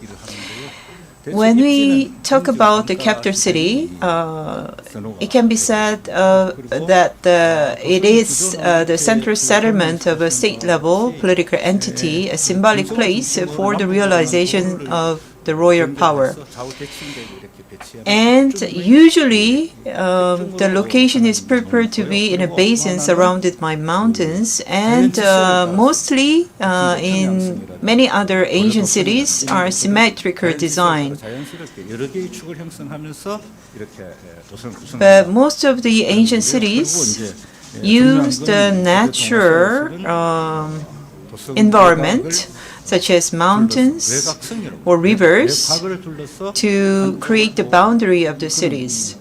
So inside the city, major facilities and general residential areas, including those settlements, were arranged symmetrically. But before the 6th century AD, ancient city on the Korean Peninsula did not have outer fortresses. Instead, they were a combination of a inner city or castle built on a flat terrain for normal days and a mountain fortress in case of emergency. For example, these city design include Gogury's Gungne Fortress and Sansong-Jasang Fortress, Baekje's Pungnap-Tosong Fortress and Mongcheon-Tosong Fortress, and also Shila's Kumsong Fortress and Wolsong Fortress. The particularity of the ancient cities of the Korean Peninsula is explained by the fact that the Kugup at the small state level, before the establishment of a city, was transformed into a capital city at the national level at the same place. And on the other hand, rather than following the universality of the ancient cities in many East Asian countries, they actively utilized the natural environment with many mountains and rivers. And especially the Korean Peninsula is rich in mountains. or hills. So planning a city probably would have been very difficult in the Asian cities. So that's why they used natural environment to draw the boundary of the city. So the theme of this presentation is the ancient cities in Seoul and Gyeongju. For so far, studies in Seoul fortresses focused on finding and verifying the royal castle of Hanseong-baekje, while studies in Gyeongju focused on understanding the structure of the city's internal facilities rather than the royal castle already confirmed, such as the Wolsang Fortress. Anapji Pond or Woljeong Bridge. So the excavations happening in many parts of the Gyeongju city really focuses on the understanding of the structure of the city's internal facilities. So that is the two difference between the Seoul fortress study and the Gyeongju fortress study.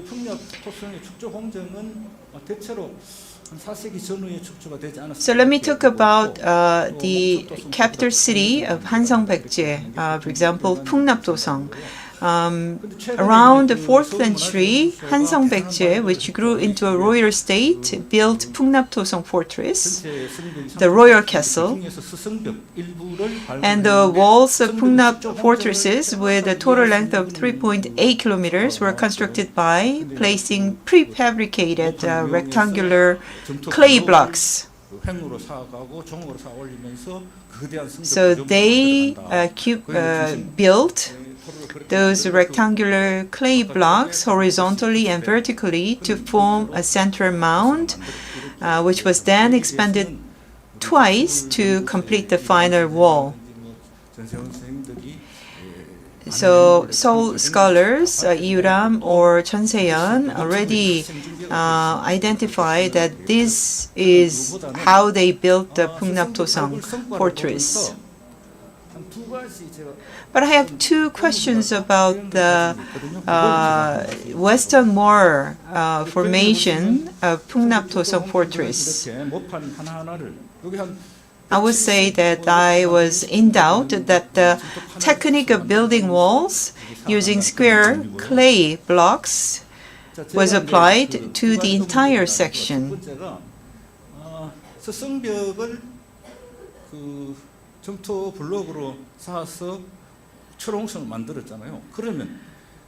So the western wall of Pungnap-dosang was built with the square clay blocks. But is it really true that the entire section of the Pungnap-dosang fortress, the wall section of the Pungnap-dosang fortress, was built in the same way? The western wall is adjacent to the Han River, while the eastern wall is not. Usually the fortress walls were to defend from the external invasion, but because of the because of its location of the western wall, which is close to the Han River, it is believed that in addition to the original defensive function, this western wall also served as an embankment to protect the interior from the flooding of Han River. Many local scientists or scholars tried to discover the evidences of the square clay blocks in the eastern wall, but they could not find it. So scholars who studied the Pungnap-dosang fortress originally believed that there could be up to 3 gates in the western wall, but 그 말씀 뭔 얘기냐면 So that was the possibility raised by the scholars who studied the Pungnaktoson fortresses. But as I said before, it was meant to be flood prevention. I'm talking about the western wall of the Pungnaktoson fortress. So if you have more than one gates, if you have more gates, there's more possibility that you will lose the game between against the water or flooding. So probably. 경당지구 쪽하고 연결이 되지 않냐 그런 생각이 들거든요. 그게 뭐 보고서에서는 내환도라고 이렇게 So the discovery said that there is only one gate in the western wall because it's water proofing function. 성문이 없다.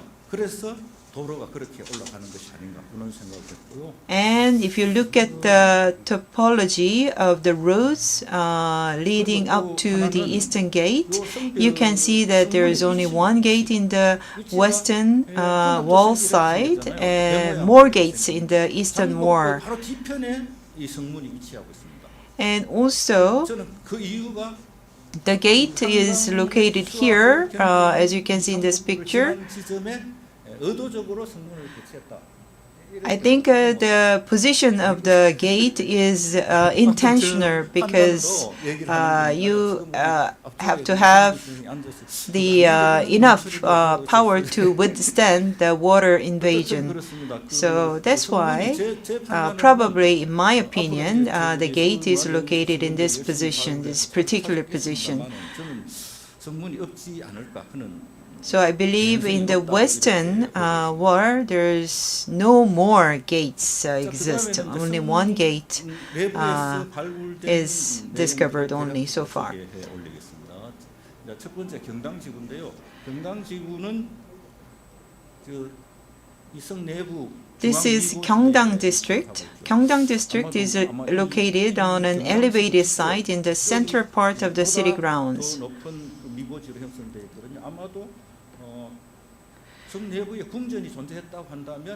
If there is a royal castle existed within the fortress, probably this is where the royal castle existed.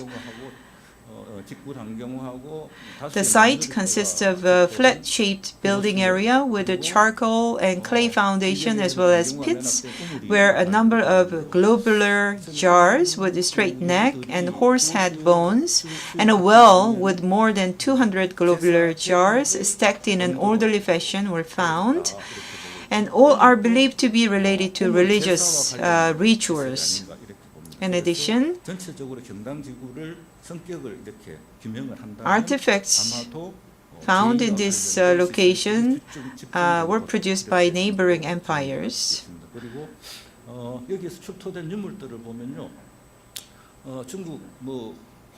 So, for example, Chinese made, and the Chinese Northern Dynasty products were found, and Southern Dynasty products were found, and Kaya made products were also found. So probably this suggests that Hansang Baekje was actively engaged in trade with neighboring empires, including the Chinese Northern and Southern dynasties.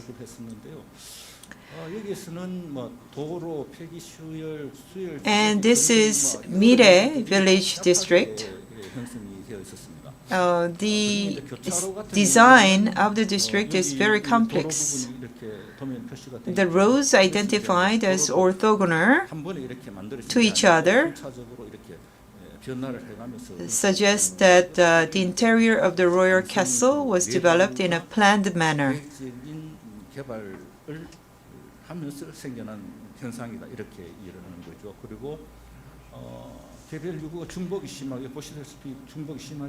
And there is a lot of overlapped remains and abandoned pits. A lot of them were found. So these indicate that the interior of the royal castle underwent a process of redevelopment. 제2와 관련된 것이라고 이렇게 보는데 제가 여기서 And also there's 이런 부분들입니다. 여기 properties with Kaesun Foundation will also found, and these properties were built for special purposes such as warehouses. 조사 지역의 And this is the residential area. They are, concentrated in the northern tip of the Gyeongdang district. So probably that's why we believe that the elevated location in Gyeongdang district were the location of human settlements. The red sites are properties with Kaesun Foundation. 관계가 있지 않나 이런 생각을 합니다. 그래서 이 세 개의 유구가 So these three remains 한성백제 사기가 되면 여기 큰 두 개의 수열을 were believed to be built in the fourth 적신 건물이 또 있거든요. period of Hanseong-baekje, and there's platformed foundation as well. So we believe that these properties are related to the religious rituals. 함께 제시한 사진들은 그냥 눈으로 보시기 바랍니다. So please look at the pictures as well. 출토 기와에 대해서 조금 말씀을 드리면 And a lot of roof tiles were also found, especially in the Mire Maul district. 거의 15,000점이 막 이렇게 Probably, in one location, about 5,000 roof tiles were excavated. 여러 개가 존재한다고 보는 게 맞겠죠. So that means a lot of buildings with these roof tiles were built. 몇 개 정도만 이렇게 상정이 되거든요. 그 바깥쪽 그러니까 동쪽으로 미고지 쪽으로 가면 그런 To the east or around the elevated site, probably there were a lot of roof-tiled buildings as well. A lot of different patterns, different patterned roof tiles were found. So, given that the Asian roof tiles were produced by a small group of people with specialized skills at the time, and some of these patterns of the roof tiles were related to the Chinese Southern Dynasty patterns. So, as I said before, Pungnap-Tosung Fortress, the remains are very complex. So,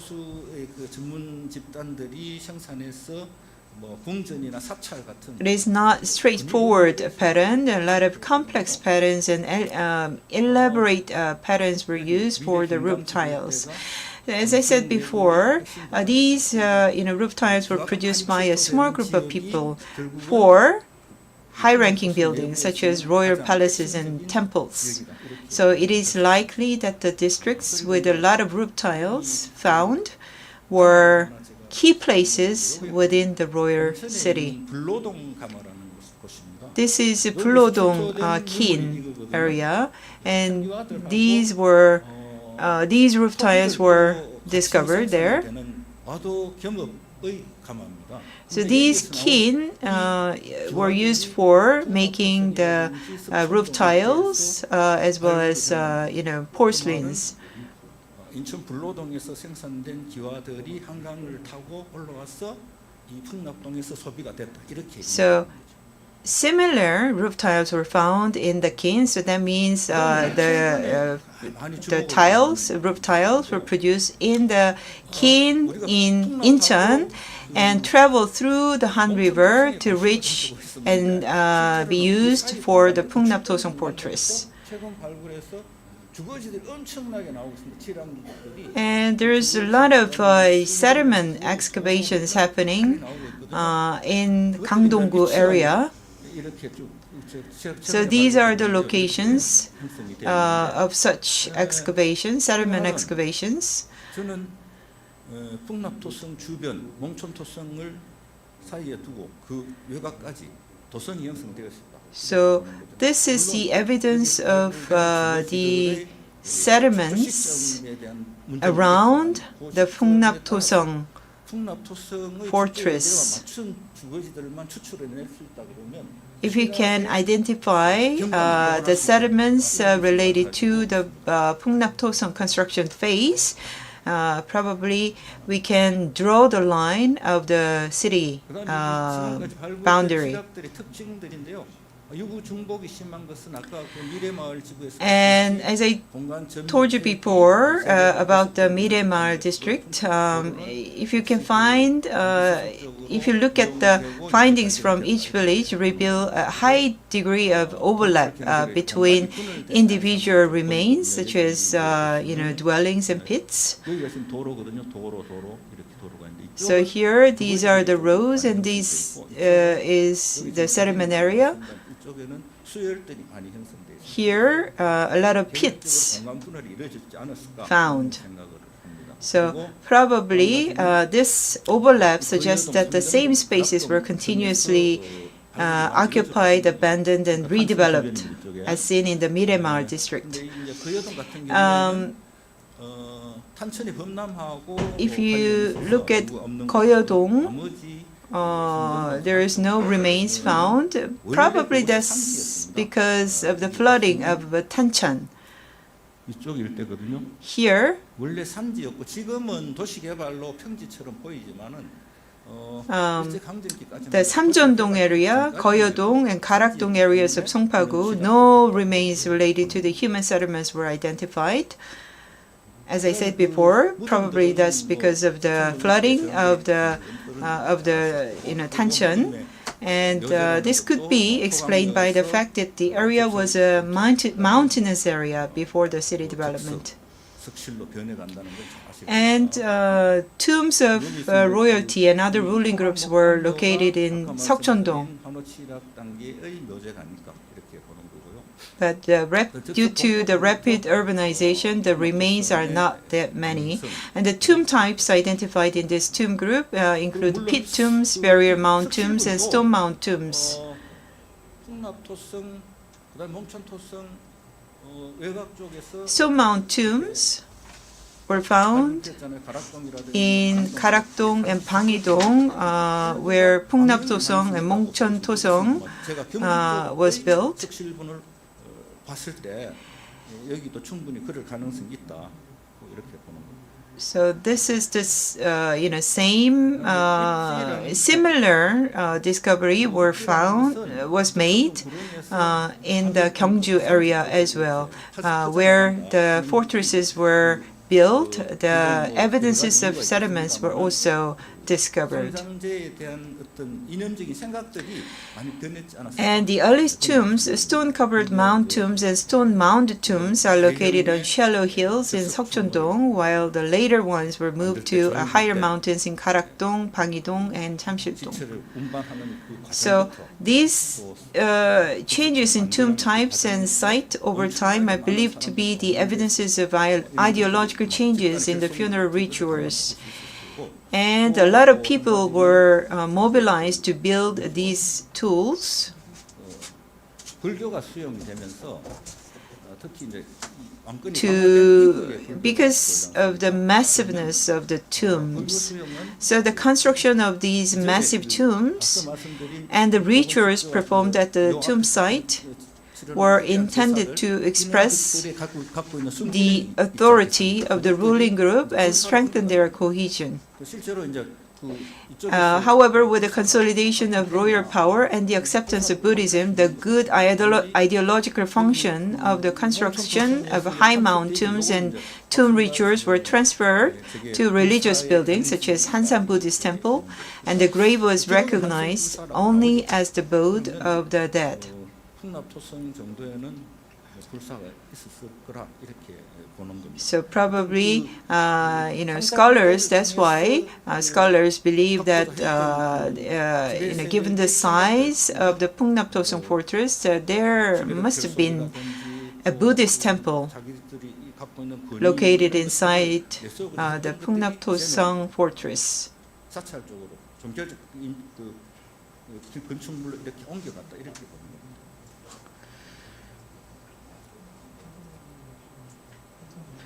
So from then on, stone chambers were adopted as the mainstream tomb system. 여러분들이 이제 이렇게 여기 아마 박순발 선생님이 그린 것 같고요. I think this is, Professor 분이 그린 것 같은데 또 Park and Professor Lee's boundary of the Hansong-baekje city. This is somewhat different from my thinking. If you look at the Seokcheon-dong tomb groups, I believe those tomb groups have to be included within the boundary of the capital city. 그래서 이것도 석천동 고구는 능묘역이라고 본다면 So if you look at the tomb groups in Seokcheon-dong area are the royal tomb groups, so probably that should be included as part of the city castle, so within the Pungnap-Tosong boundary. 경외 매장, 그러니까 왕경의 바깥에 매장한다는 그런 생각도 갖고 매장 행위가 이루어지거든요. 그걸 가지고 이제 신라 도성의 경우에는 도성이 확장하는 범위들도 잡고 그러고. Shilla, the expansion of the city 이 정도가 아닐까 이렇게 보고. boundary is related to the tombs built outside the city boundary, and over time, the boundary of city expanded to include those new tombs outside, originally built outside the fortress. 이 남쪽이죠. 남쪽 같은 경우에는 아까 탄천이 건너면 If you look at the south of this Hansong-baekje area, probably the area where Tancheon was flooded was the start of the city boundary. Eccola, scusami tanto. Ascoltaci. Allora, io mi sono collegato e vedo loro che parlano e ho anche preparato la presentazione. Però qui siamo in contatto anche.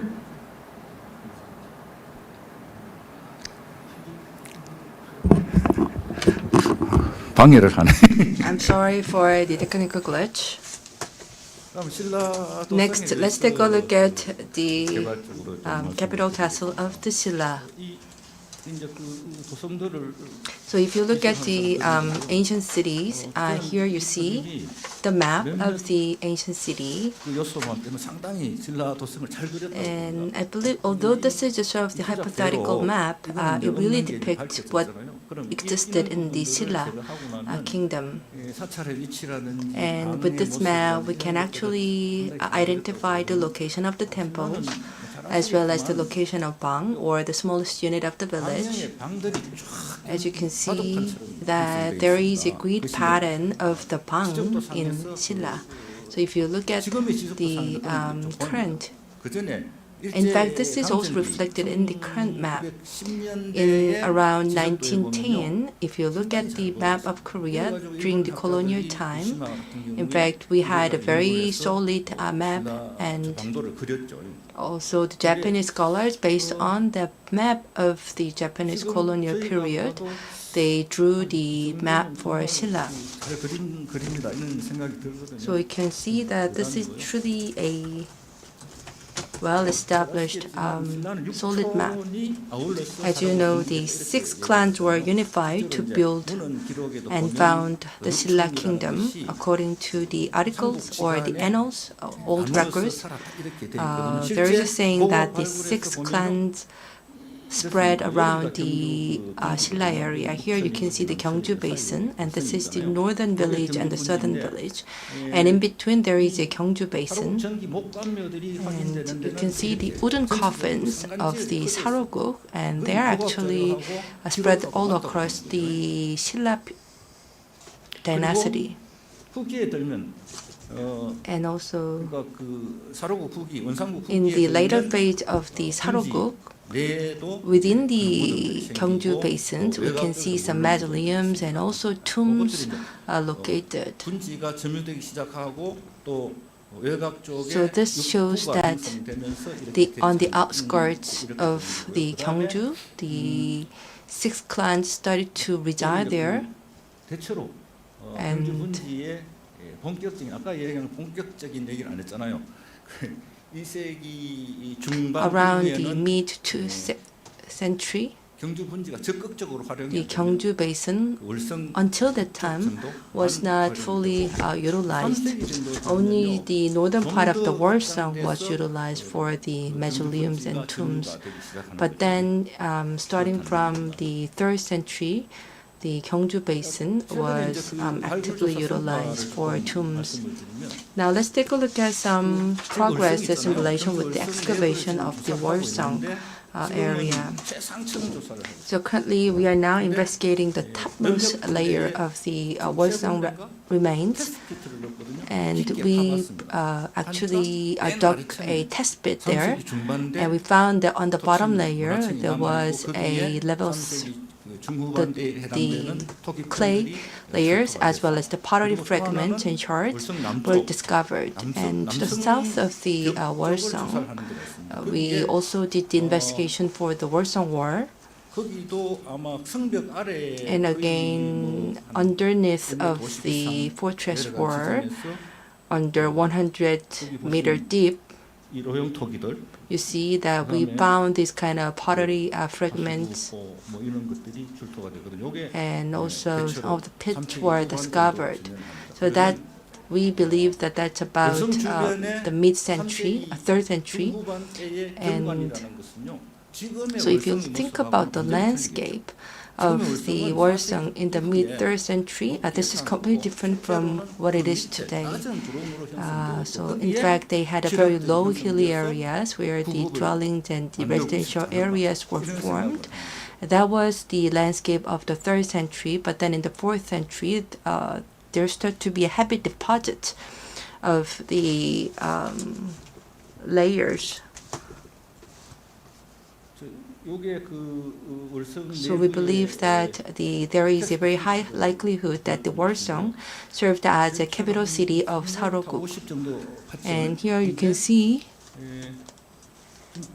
that down about 3 meters and 50 centimeters, we found this kind of fragment of potteries. So these are the potteries dated back to the mid-3rd century. And this is the fortress wall.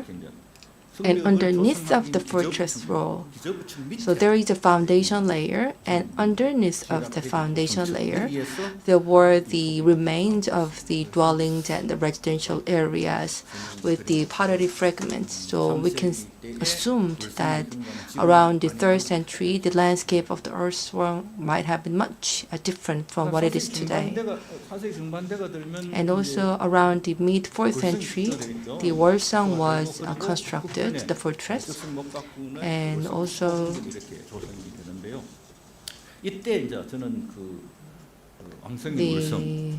to the north, to its north, the Gochung-gobun became a barrier area, forming the only political center of the kingdom of Silla.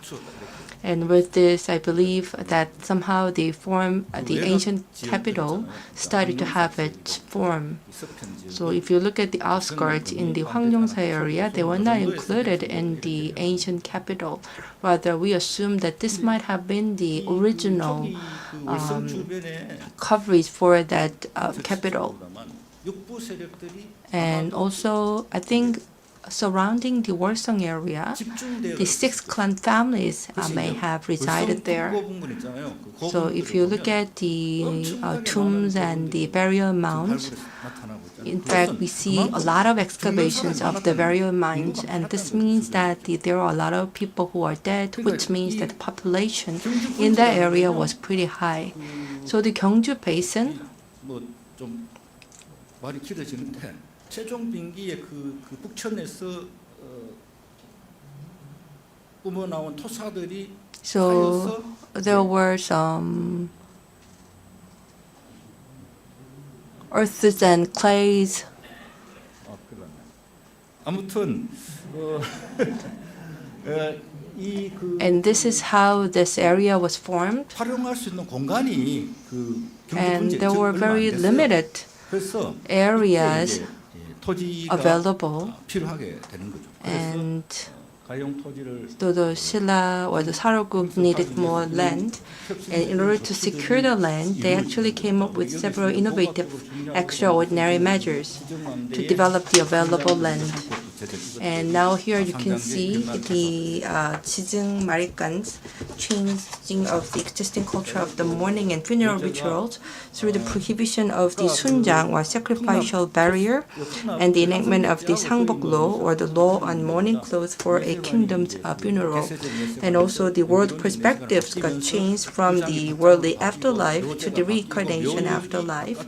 And with this you can see that the mausoleums and also the tomb structures and the rituals in the Shilla kingdom got changed.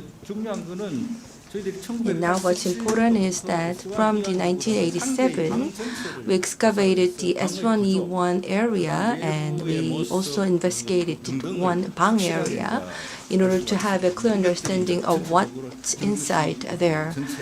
And so the Gyeongju Sea is comprised with the 360 bangs in the old days, and by regions or by areas, you can see that the size of the bang varied, and this indicates that this bang or this planned city was established in phased manner. And this is how the temples are located. The red indicates the temples before the unification, and the yellow indicates the temples after the unification. And you can see that the red temples, they are located alongside the streams, but then after the unification, the temples started to be spread to the outskirts of the area, which indicates the area expansion of the city. And also this is a stone chamber tombs, and again you can see that they're actually spreading to the outskirts area. This is all related with the expansion of the Shilla kingdom, and this one I'm going to skip it. But anyway, here you can see the location of the funeral places. So according to the old record, the funeral places are recorded, and according to the annals of the three kingdoms, we can also find out the location of the funeral places. And so these could be a very useful data to confirm the scope of the ancient capital or the size of the boundary of the ancient capital. And so I believe that the Gyeongju ancient capital, when I think about the boundaries of the capital, maybe we can think about some natural structures such as the forest, streams. So these may form the boundaries of the ancient capital. So to the north, you can see that there was a forest called the Imjingsu, and it was pretty wide and vast. And that actually worked as a sort of the windshield for the Gyeongju area. So this might, I believe, have constituted the northern boundary of the Gyeongju city. And also there is a Hwangseongdong stone chamber there, coffin. And also this is the boundary to the west, and to the south, again, recently we found out this kind of remains, and there was an artificial water channel 10-meter wide. So I think that this may have also formed the southern boundary of the ancient capital. And with that, I will conclude my presentation. Thank you very much. 아니 시간을 제가 못 맞춰서 대단히. I'm very sorry that I spoke too long. I'm sorry.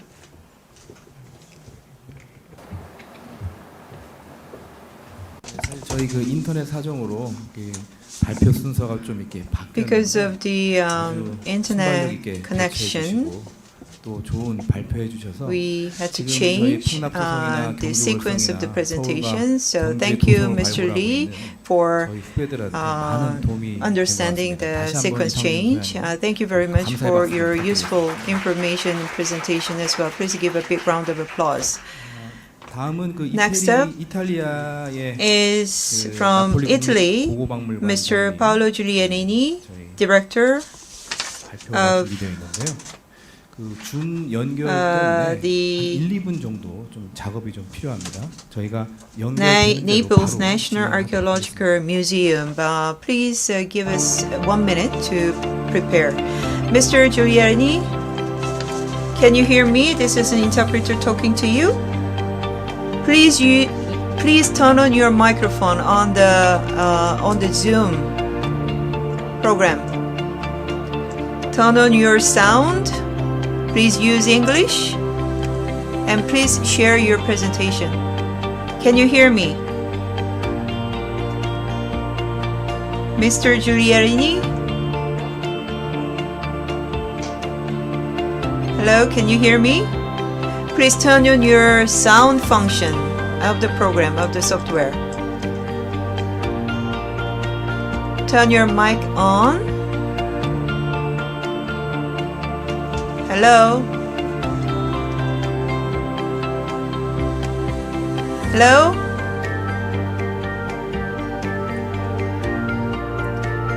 Mr. Giuliani?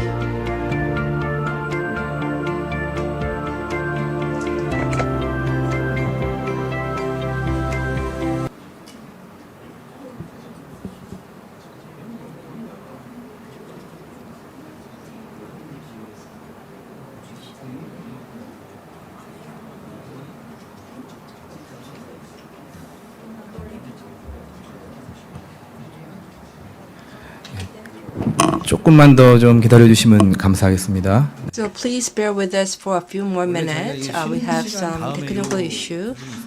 In fact, Mr. Giuliani's presentation was scheduled right after the break time. Because of the sudden change of the sequences of the presentation, we have some technical problems. So please unmute yourself. Mr. Giuliani, please unmute yourself and also choose the English channel.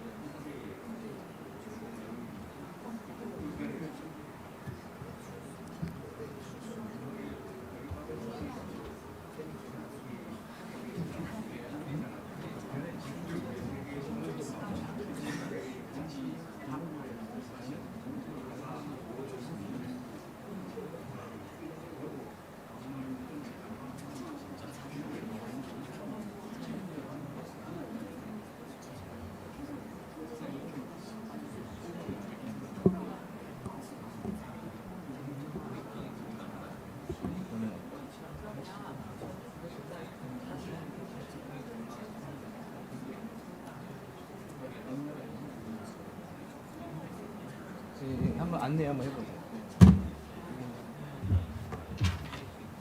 So, Mr. Giuliani, this is interpreter. Would you please unmute yourself?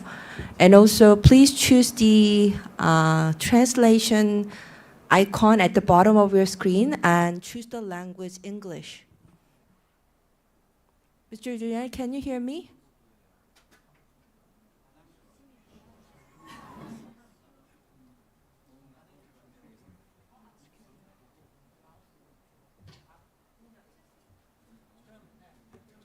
네, 이렇게 저희 뭐 좀 연결이 원활하지 않아서 그 발표는 뭐 좀 생략을 하겠습니다. 네.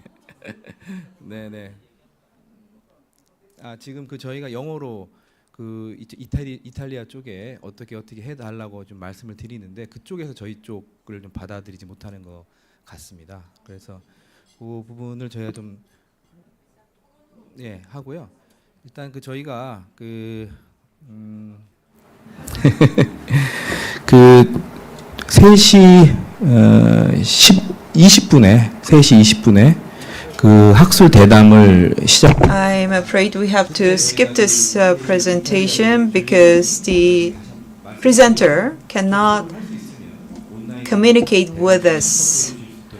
So we'll skip the presentation for now, and during the discussion session. If we can connect with him, we'll try once again to have that presentation.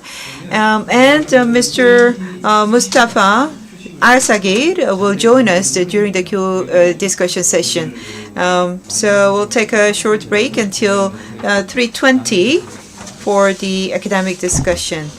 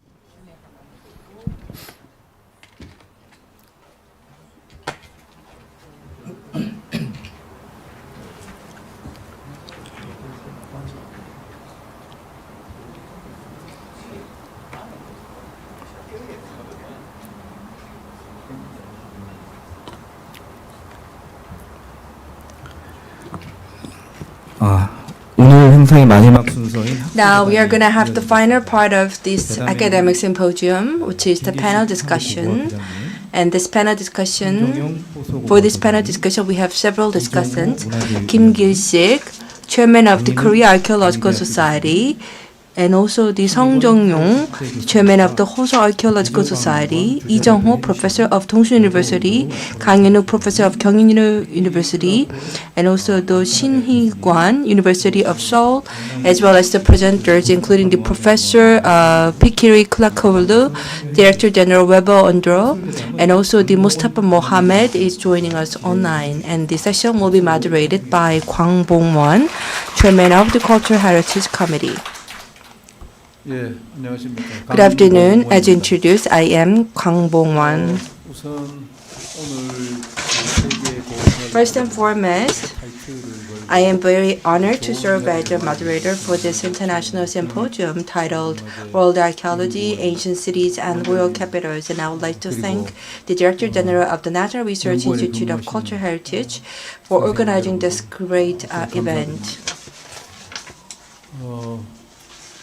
In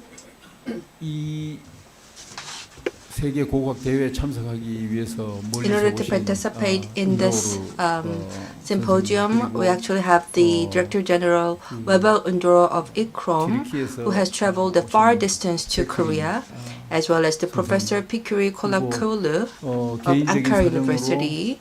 Thank you very much for your presence. And also, because of some inevitable situation, the Mostafa Mohamed Alsaghir from Egypt could not join us on site, and also because of some technical issue, we are very sorry that we cannot have the Director Paolo Giuliani of the Naples National Archaeological Museum. We feel really sorry for that. We actually saw the video of Egypt, and also Italy has a lot of historical heritages. But so it's very unfortunate that we missed his presentation. But as soon as the technical issues are resolved, I'm sure that Mr. Paolo Giuliani will be able to join us for at least for a discussion session. We have the foreign participants, and I read their papers. And there are some slight gaps between what they present today as well as their papers. So rather than focusing on the paper that they submitted, we'll focus our discussion on the presentations that they delivered. And in fact, today we will also talk about the mid to long-term plans for the conservation and excavation of the Korea's ancient capital and royal cities. But these are mainly for the internal discussion. But we have speakers from the Zimbabwe, Turkey, and also the Egypt and Italy. So maybe we can spend more time talk about the differences and also the common factors between of the cultural heritages between Korea and overseas. So for our Korean panelists, I'm sure that you have visited various places for research, and also you know these cultural heritage and sites from your reading of the books. So you can ask questions to the presenters. So based on the presentations, if you do have any question, then please ask your questions. So that will be the beginning of our academic discussion session.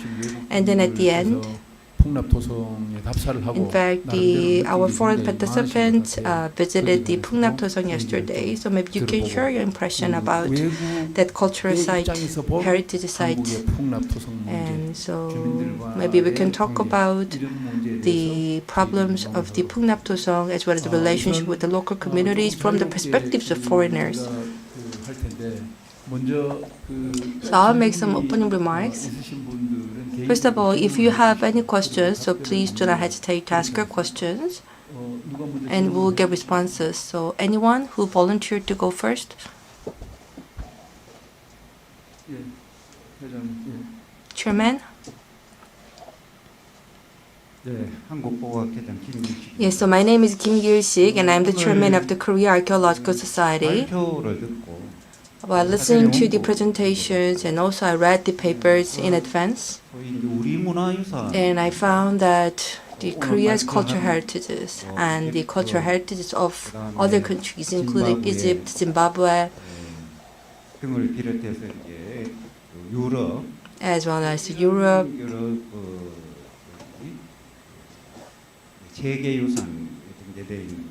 or the heritages that are inscribed on the UNESCO World Heritage List. I found some gaps and differences. Of course, there could be the differences, but one big gap that I felt is that the cultural heritage sites that are presented today, most of them still remain large structures above ground, and they are still very grand in size. But if you look at the Korea's relics of the ancient cities and royal capitals, including Pungnap-toseong fortress, most of these sites, they are somehow located underground, and only some remains and relics are there underground. So we actually feel somehow jealousy about the rich cultures of overseas countries. And also this could have indicated the difficulties that the Korean archaeologists have to bear. So from the South Africa, we talked about the city sites, royal capitals,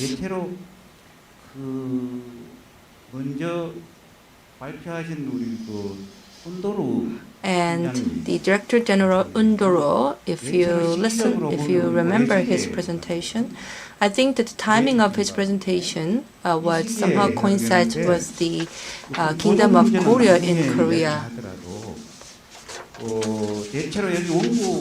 And if you read the paper, and also if you remember the presentation, before the Great Zimbabwe, there was a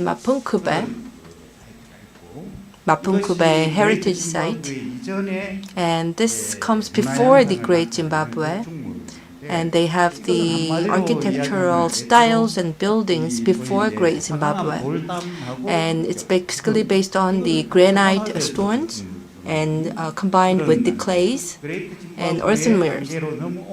And with the advent of the Great Zimbabwe, dry stoneware or the pure stoneware architecture buildings appeared. And after that, before the colonial period, we can see some traditional culture of Zimbabwe flourishing, and we can see kamiye. And we saw that from the slide that this is the settlement style, and then the cone-shaped earthen dwellings were developed afterwards. So before the Great Zimbabwe period, this kind of architectural styles continue to evolve and remain even today. That's why I think that it has a very unique value. That's why it is inscribed on the World Heritage List. So although the timing could be different, in fact, that's the ancient era, and for Korea there was a medieval era, an ancient society. You can generalize it as a society for hunting and gathering. But before the Great Zimbabwe and Mapunkube, the architectural styles, and also the architectural styles after the Mapunkube, what are the differences between the two? In other words, what are the architectural styles before the Mapungube? That's my question. So if you could elaborate on that, then I will highly appreciate. 도움이 되지 않을까 생각이 됩니다. 그리고 다른 And also for other speakers, I have some other questions, but because of time constraint, I may have to stop here. And if I could have some more opportunities, then I will address the questions later.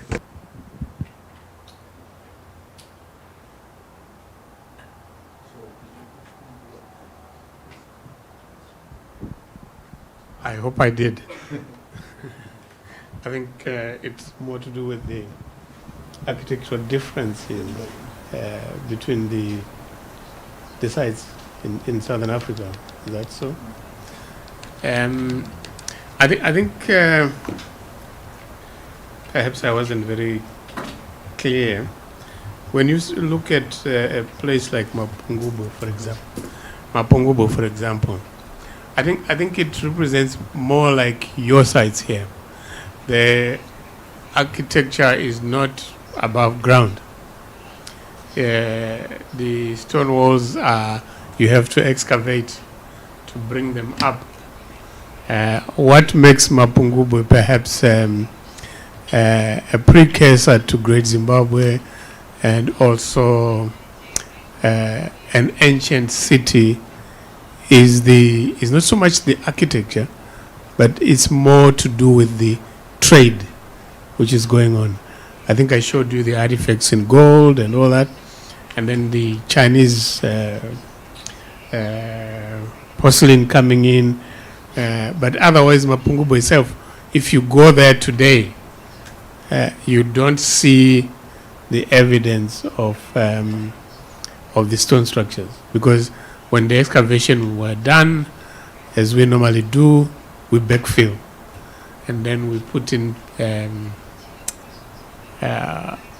placards or information boards to explain what was here, and normally the artifacts, we take them to the museum. They are not on site.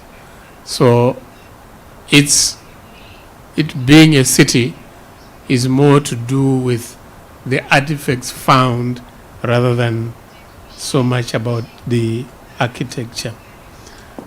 I also want to emphasize the fact that we, as archaeologists, as architects, we tend to define urbanization or city life through architectural style, which may not necessarily, in my view, be the correct way, because in some cities the materials which they use for architecture is ephemeral. It disappears. It goes away. If you are building in mud, it might not be visible. But from an archaeological point of view, it is how do we interpret the lifestyle which was there? Did it contain elements of urbanism apart from the architecture? Did it contain a certain population which is more than just a simple village?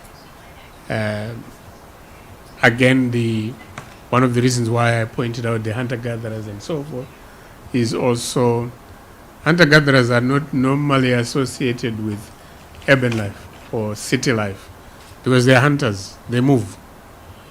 So they are not going to be at one place. Urbanization is associated in my part of the world with farming, with animal husbandry, with a sophisticated trade network, and I would dare say also some kind of sophisticated or complex religions. That's what I think archaeologists look for urbanization apart from the architecture. So I think we should not just emphasize the architecture, we should also emphasize what is the evidence for urbanization.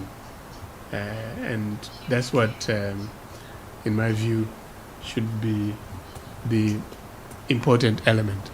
I'm not sure whether I've answered the question, but I've tried to do it the best way I could interpret it. Thank you. 질문에 답변이 좀 됐습니까? 오늘은 추가 질문을 좀 하시겠습니까? 추가로, 예.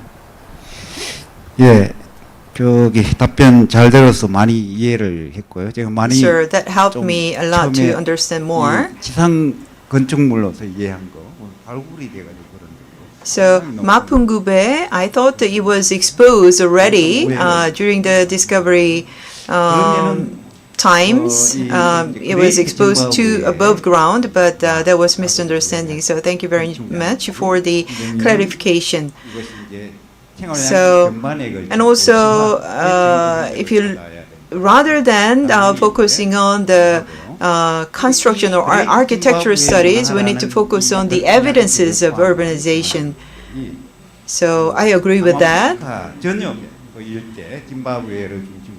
And the architecture styles in Zimbabwe is it can be also found in Botswana and some of the Chinese regions. I'm talking about artifacts found in the Great Zimbabwe. So, for the sake of the discussion of the topic that is related to the conservation of the cultural site,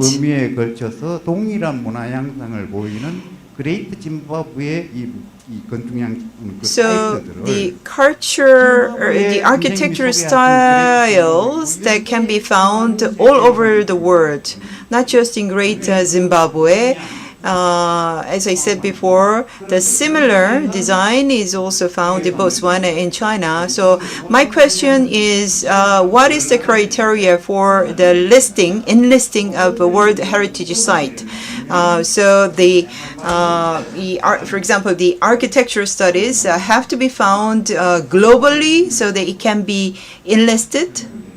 Or is there any significance in terms of conservation so that merits the enlisting of the World Heritage Site? Which is that? Yeah, I think World Heritage has got a different criteria now than it used to have. Great Zimbabwe, if I'm correct, was nominated World Heritage Site in 1982. Right? And if you look for the nomination file for Great Zimbabwe, you are likely not to find any. And therefore, what do you call it? The OUV at that time was not defined. Somebody within the scientific community convinced UNESCO that I think there were 7 of the sites which were put on the World Heritage List from Africa at the same time. Right? And of course, I think Great Zimbabwe was put there because of it was the biggest of the stone structures. That was the main element, if I recall correctly. But if you are going to do the OUV of Great Zimbabwe today, I think one should go beyond the stone structures. One should go and look at what exactly makes it it's not unique, but what makes it what it is in terms of values which are associated with that. So for Great Zimbabwe, yes, I would accept that in 1982 the value was the structures, the stone structures, because at that time I think they wanted some sites from Africa to be put on the list. And somebody sat in a room and said, oh, which sites do you know from Africa? Or Timbuktu, Great Zimbabwe, and this one, and this one, and this one. Put them on the World Heritage List. I don't know whether now they have developed the OUV of these sites. Certainly, today it would go beyond just that. And I'm not so sure whether, again, that's my own personal views. They may not be World Heritage views. I'm not so sure whether a site should be nominated only because there are other sites in other countries which are similar. Because what about if the site is unique, entirely unto itself, and there's no other site in the world, you can't compare it with it. So I think it's more to do with the values which I think World Heritage should be emphasizing and trying to protect over time. I still think that Great Zimbabwe, because of the overemphasis on stone walls, the conservation seems to focus on stone walls at the expense of other features. For example, the houses, foundation houses of clay structures, clay houses. Nobody takes care of that because everyone is thinking of the stone structure. But as you say, you find stone structures everywhere, even in Italy, in Sardinia. My daughter the other day was saying, oh, well, this looks like Great Zimbabwe. And it's from Italy. And yeah, it looks like that, but I think we should go beyond just the stones. What are the values associated with this place? Thank you. 일단 답변이 됐습니까? 예, 제가 은도로 사무처장님께 짧은 질문을 하나 드리겠습니다. Short question. Ndoro. 아까 발표하실 때 In your presentation, 문화 단계를 설명하셨어요. you talked about 3 stages of Great Zimbabwe or Southern Africa development, the history development, the hunter, gatherer, and our agriculture, and then colonization. During the hunting and gathering phase, the architectural studies in those times, can you share what kind of architectural styles were there? So what kind of architectural styles can you explain? Was it cave that they used, or was it any other architectural styles there? You're correct. They lived, some of them lived in caves. Some of them would build structures using grass or trees, but they were very temporary structures. They did not stay at the same place for a long time because, again, they are hunters and gatherers. You gather, it gets finished, right? And maybe it's not the right season in that area. They had lots and lots of spaces. So if it's winter, you move to warmer places, there are new plants, there are new things to gather. So there was not really architecture in the true sense. They were living, if I could call it, in the open or in the caves.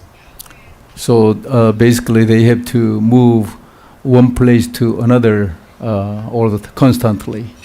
Constantly because of the lifestyle. They had to, you deplete resources. You go to where it's easy to hunt, where it's easy to gather. But with time, of course, in my view, they began to learn to farm. They also started domesticating the animals. Some people think that these are different people. In my view, when I look at what are called the hunter-gatherers, the San, and what are called the Bantus, I don't see any difference in skin color, in height, in weight. They look the same. And my view is that these are people who just evolved into becoming farmers at some stage. Thank you. 자, 그다음에 다른 분들 질문. 예. 어디 저쪽에. 예. 강인욱 선생님. 예. 아마 그 그레이트 짐바브웨라는 것이 대한 여기 고고학적인 발견도 중요하지만 that the Great Zimbabwe, the archaeological finding is very important, but also the Cecil Rhodes in the 19th century he discovered the area, and he actually claimed that the area was occupied not by the black people but by the white people, and somehow he advocated the colonialism at that time. So this is a Zimbabwe's culture, but also this is a symbol of the post-colonialism, and we have to really have this perspective. Especially the people who built the Great Zimbabwe, they are the residents. Well, we have to think about the relationship with the current residents of the Zimbabwe, or in terms of genetics, DNA findings. So we have to have these data. Then I think that this will really help us overcome the colonialism perspective. So if you have any progresses in research findings, can you please share that with us?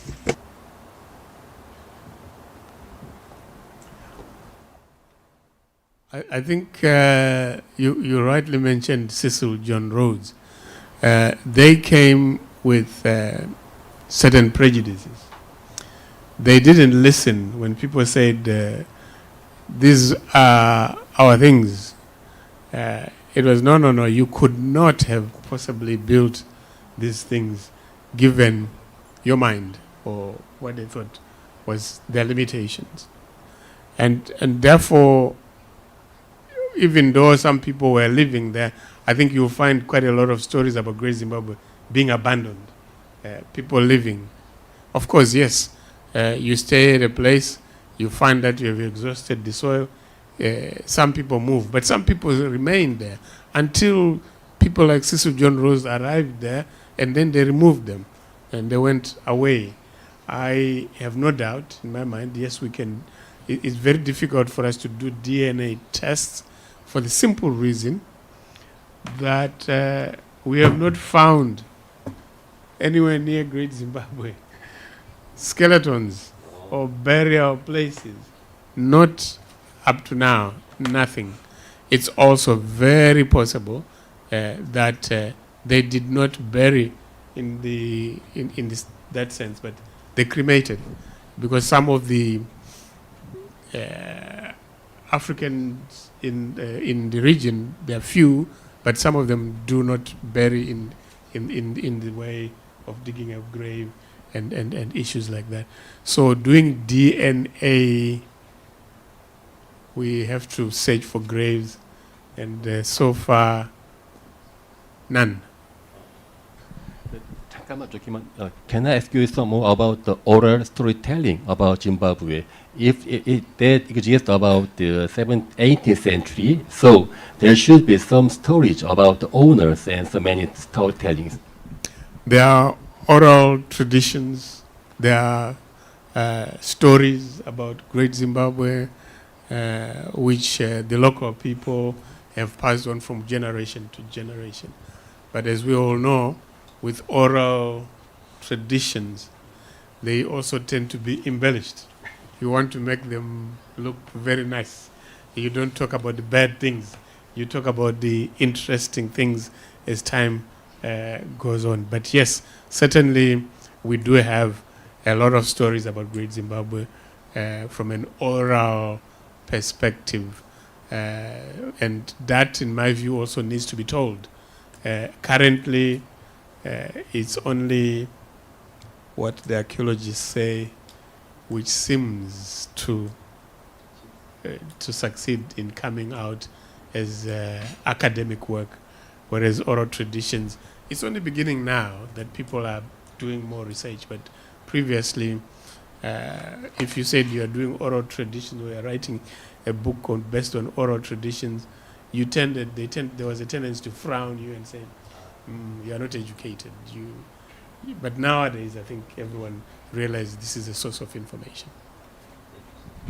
Thank you, sir. 질문 됐습니까? 혹시 다른 분이 짐바브웨 그 은도로 사무총장님께 Any more questions to Director General? 질문이 없으면은 If there's none to Mr. Ndoro, we'll stop questions about Great Zimbabwe. If you have more time in the later portion of the discussion session, we'll come back to Great Zimbabwe. So let's move on. Next presentation Next discussion is about the Turkey presentation. 특히 거기에 He talked a lot about the Anatolia situation, and also he talked about the two capitals. So one was the political capital, and the other was a long-distance trade capital, the center of trade. And we have several interesting questions in relation with this presentation. So anyone who want to ask questions?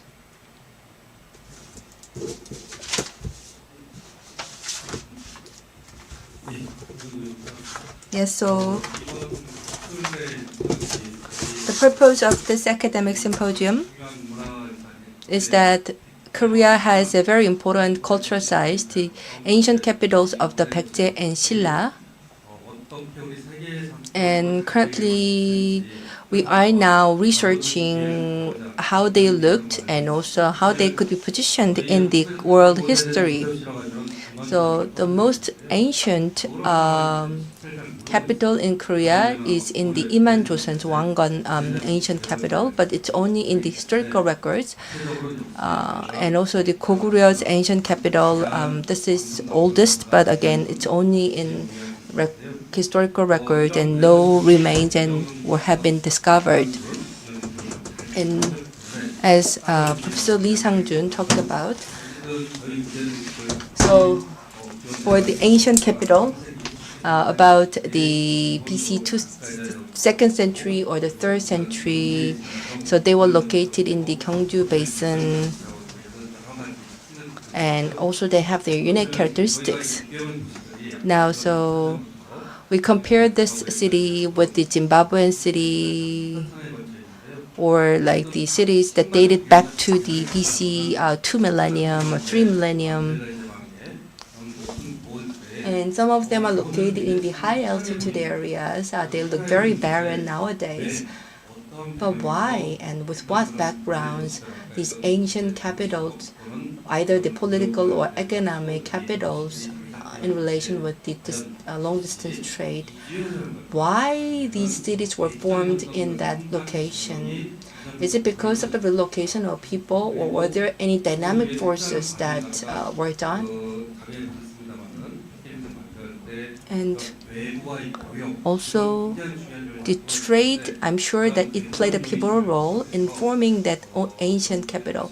So including those external forces, especially what are the backgrounds, how the cities are formed in Anatolia region? That's my question.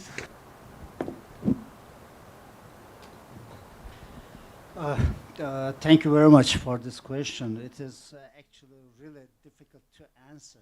But what I can say, what I can contribute is at first we have to check for the emergence of the formation of state in ancient Near East.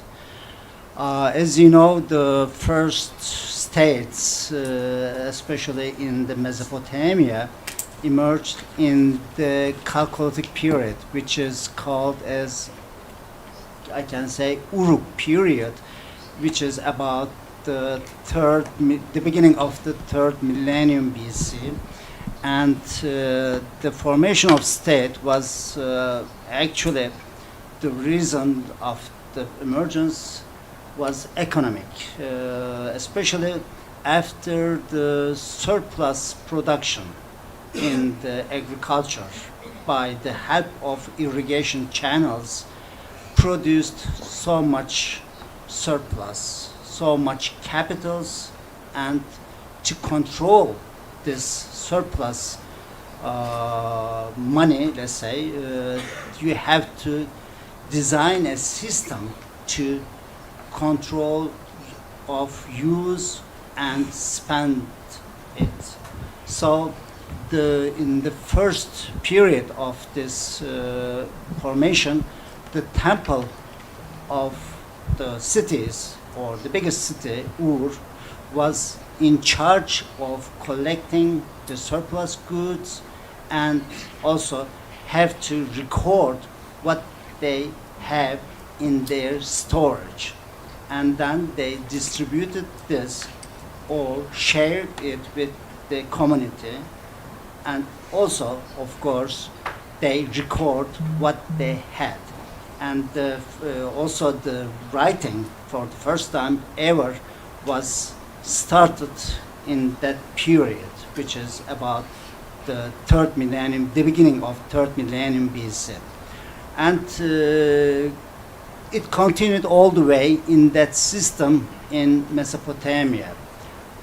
If we come to Anatolia, this is a little bit later than Mesopotamia because of the formation of the state. The reason for formation of state was not in use in those times.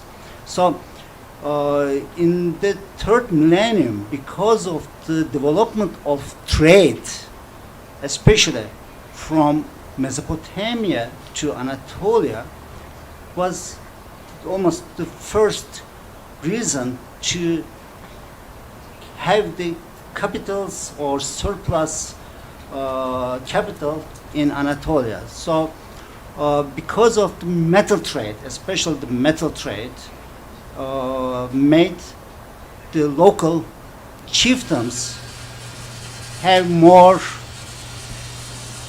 power, and they have to, so that they have to organize their systems by means of controlling that capital. Especially because of the trade between Anatolia and Mesopotamia, or the kingdom of Assyria in the beginning of the second millennium, produced really high capitals in Anatolia. So the first, at the end of the third millennium, we can see some developments of emerging states in Anatolia, but not real states yet in that period.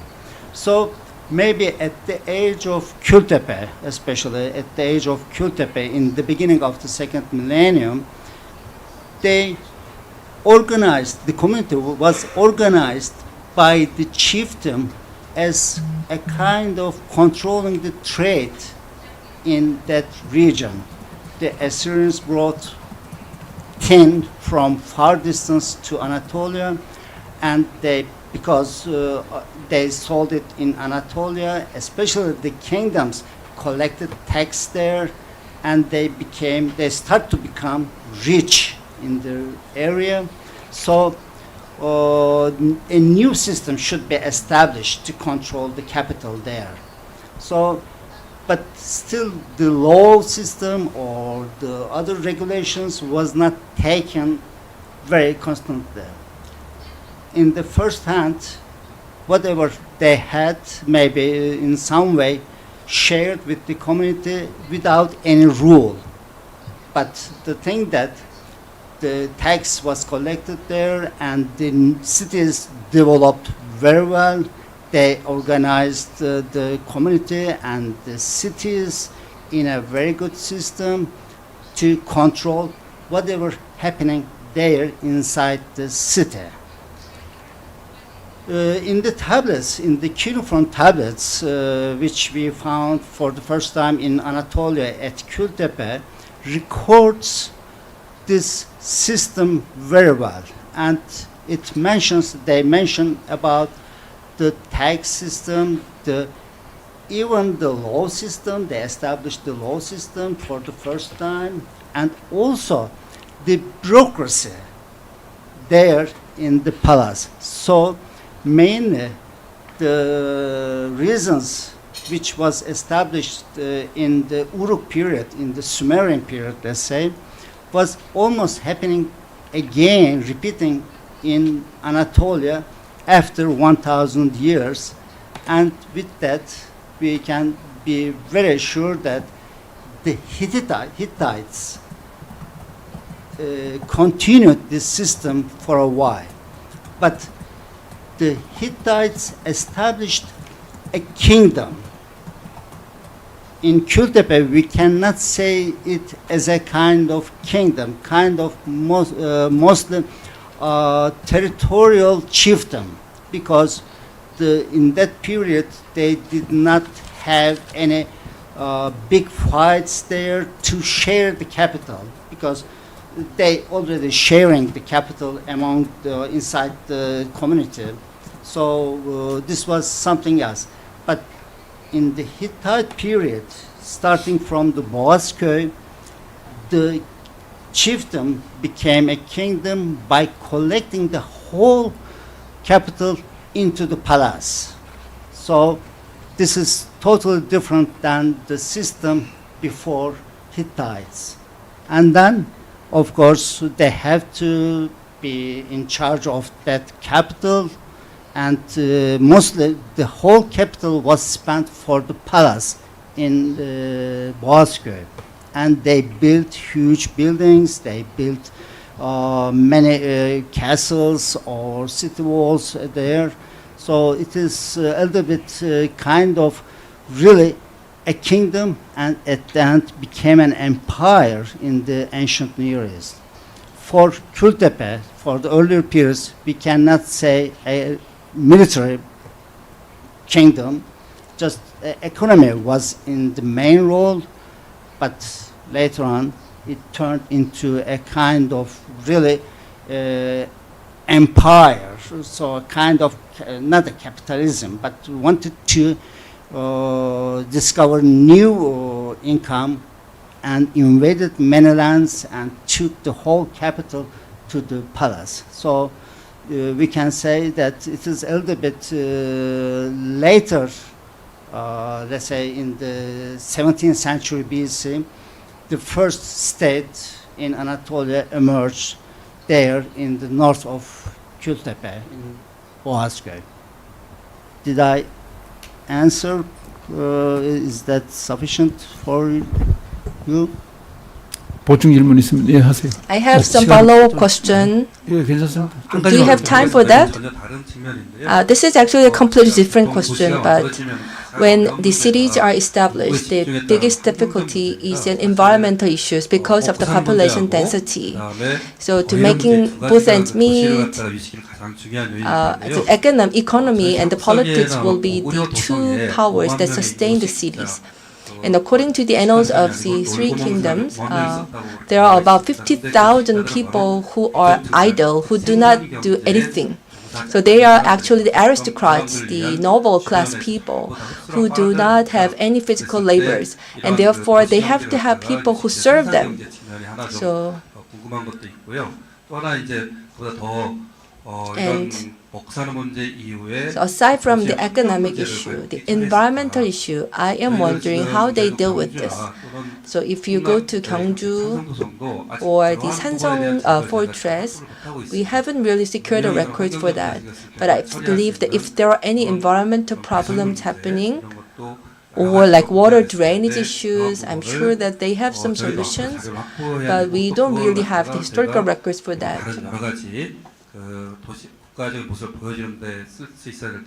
And I believe these records have to be used to prove the emergence of the city-state. And so from the three cultural heritage sites that we presented today, are there any archaeological records that show how these countries or the states dealt with the environmental issues?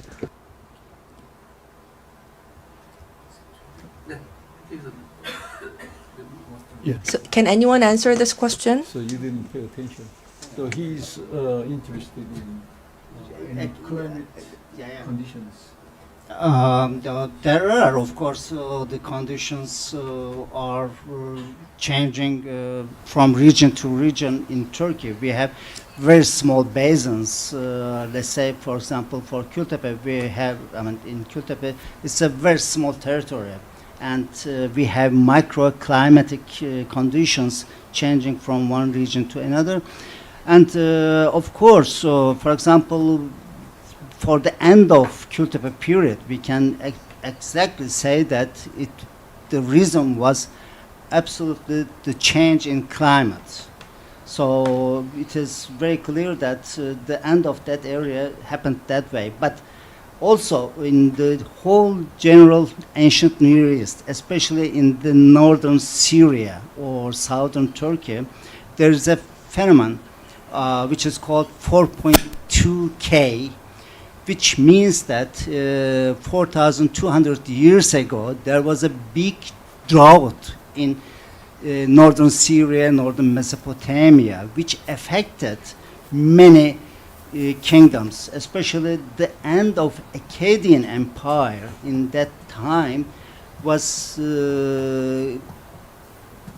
caused by the big drought happened and lasted at least 100 years. So the whole kingdoms in that region, all the big empire, Akkadian Empire, was collapsed in that period.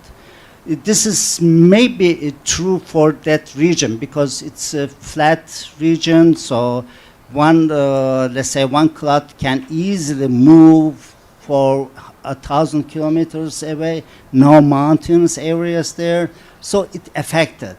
But if we come to Anatolia, only we have minor climatic regions, so it cannot affect the whole Anatolia.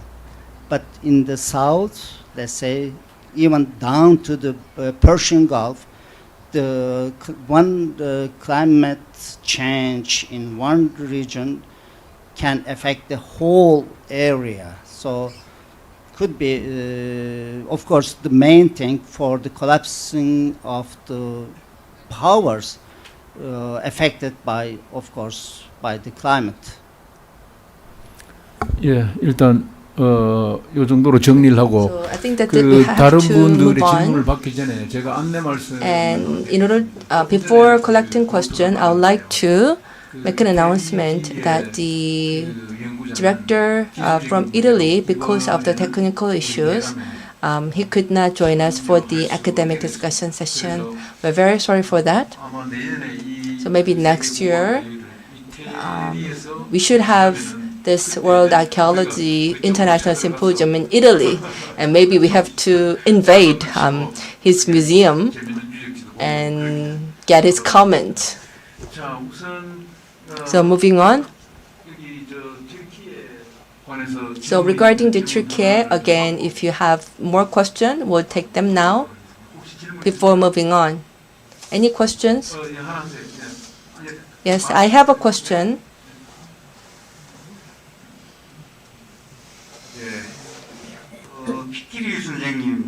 So Professor Fikiri, based on his presentation, the slides,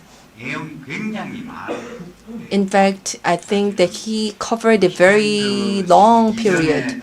So prior to the Hittite era, so in the Akkadian period, from that period to the Hittite Empire period, and also until the collapse of the Hittite kingdom.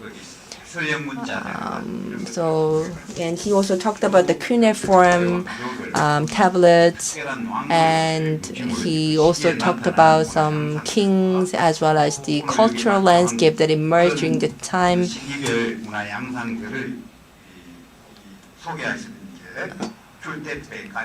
And so he talked about the kultepe-kanesh as well as the Boazkawa, the capital of the Hittite Empire, or Hattusha. And he gave us a very comprehensive account of the Anatolia as well as the Hittite. And we were able to understand a lot about the history and culture of Anatolia. So I really thanked him for that presentation. And so if you think about the historical courses of the Anatolia centering around the Hittite, but when we think about the ancient history and we try to connect that with the Korea's ancient history,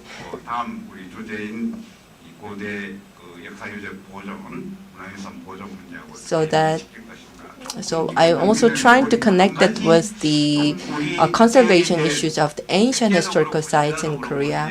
And whether it's the Baekje or Silla, we have the ancient capital, and so before the Hittite era, there was an Assyria, so there was a trade with the Assyria. And described that as a Karum era. So Karum period, and Karum means port. So, you know, in order to have a strong trade, we have to have ports. And around the kultepe-kanesh, there were various ports being established, and having that as a hub, the trade with the Assyria truly flourished at the time. And if you think about the ancient history of Korea, the 백제,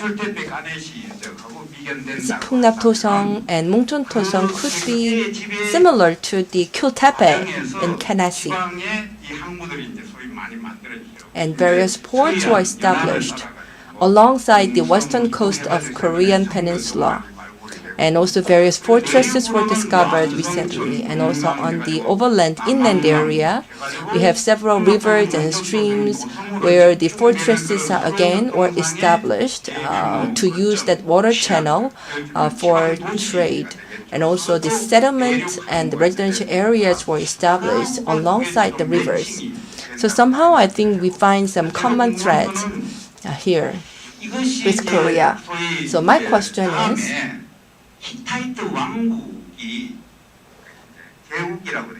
so Hittite Empire or Hittite Kingdom.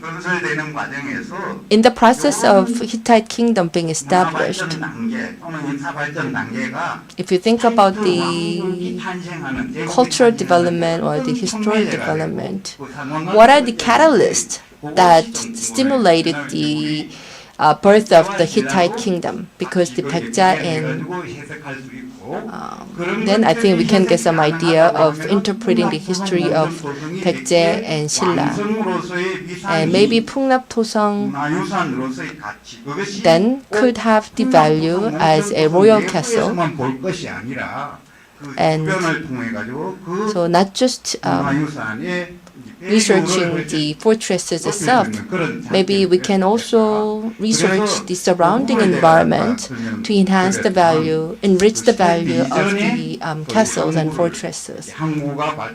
So the ports were developed before the birth of the Hittite Empire, and also trade flourished. But how this flourishing trade and port, what kind of roles did they play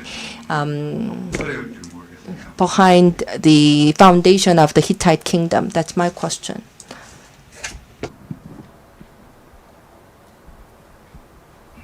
Of course, another difficult question to answer. Of course, the Korean Peninsula and Anatolian Peninsula are totally in different characters by means of distance, by means of land size. As you said, Karnak means port. In Akkadian, actually, the word derives from Akkadian, and it's a port or hub, both almost the same meaning for Kultepe or for Karnak. And of course, the thing that we should consider here, why did the Assyrians, the merchants, come to Kultepe instead of another place there? So it should have some special features that attracted those merchants, because Anatolia is a big land and there are many other big cities like Kultepe, but they chose Kultepe. Kultepe is just at the flank of Erciyes mountain, which is the highest mountain in the central Anatolia, which is about 4,000 meters in height. And it is just at the middle of Taurus mountains chain. So it is just in the middle of Anatolia, and before, let's say, about 200 kilometers away from Kultepe, you can easily recognize the peak of Erciyes mountain. So in ancient times, thinking about the caravans taking just 15 or 20 kilometers per day. It's a kind of North Pole or Northern Star for the merchants or the people traveling. So this is one factor that can be easily recognized or considered as a choice. And RGS Mountains and the environment has rich metal resources. So the main purpose of the merchants coming from Assyria was to collect the silver and gold from Anatolia, and especially exchanging with tin from Central Asia.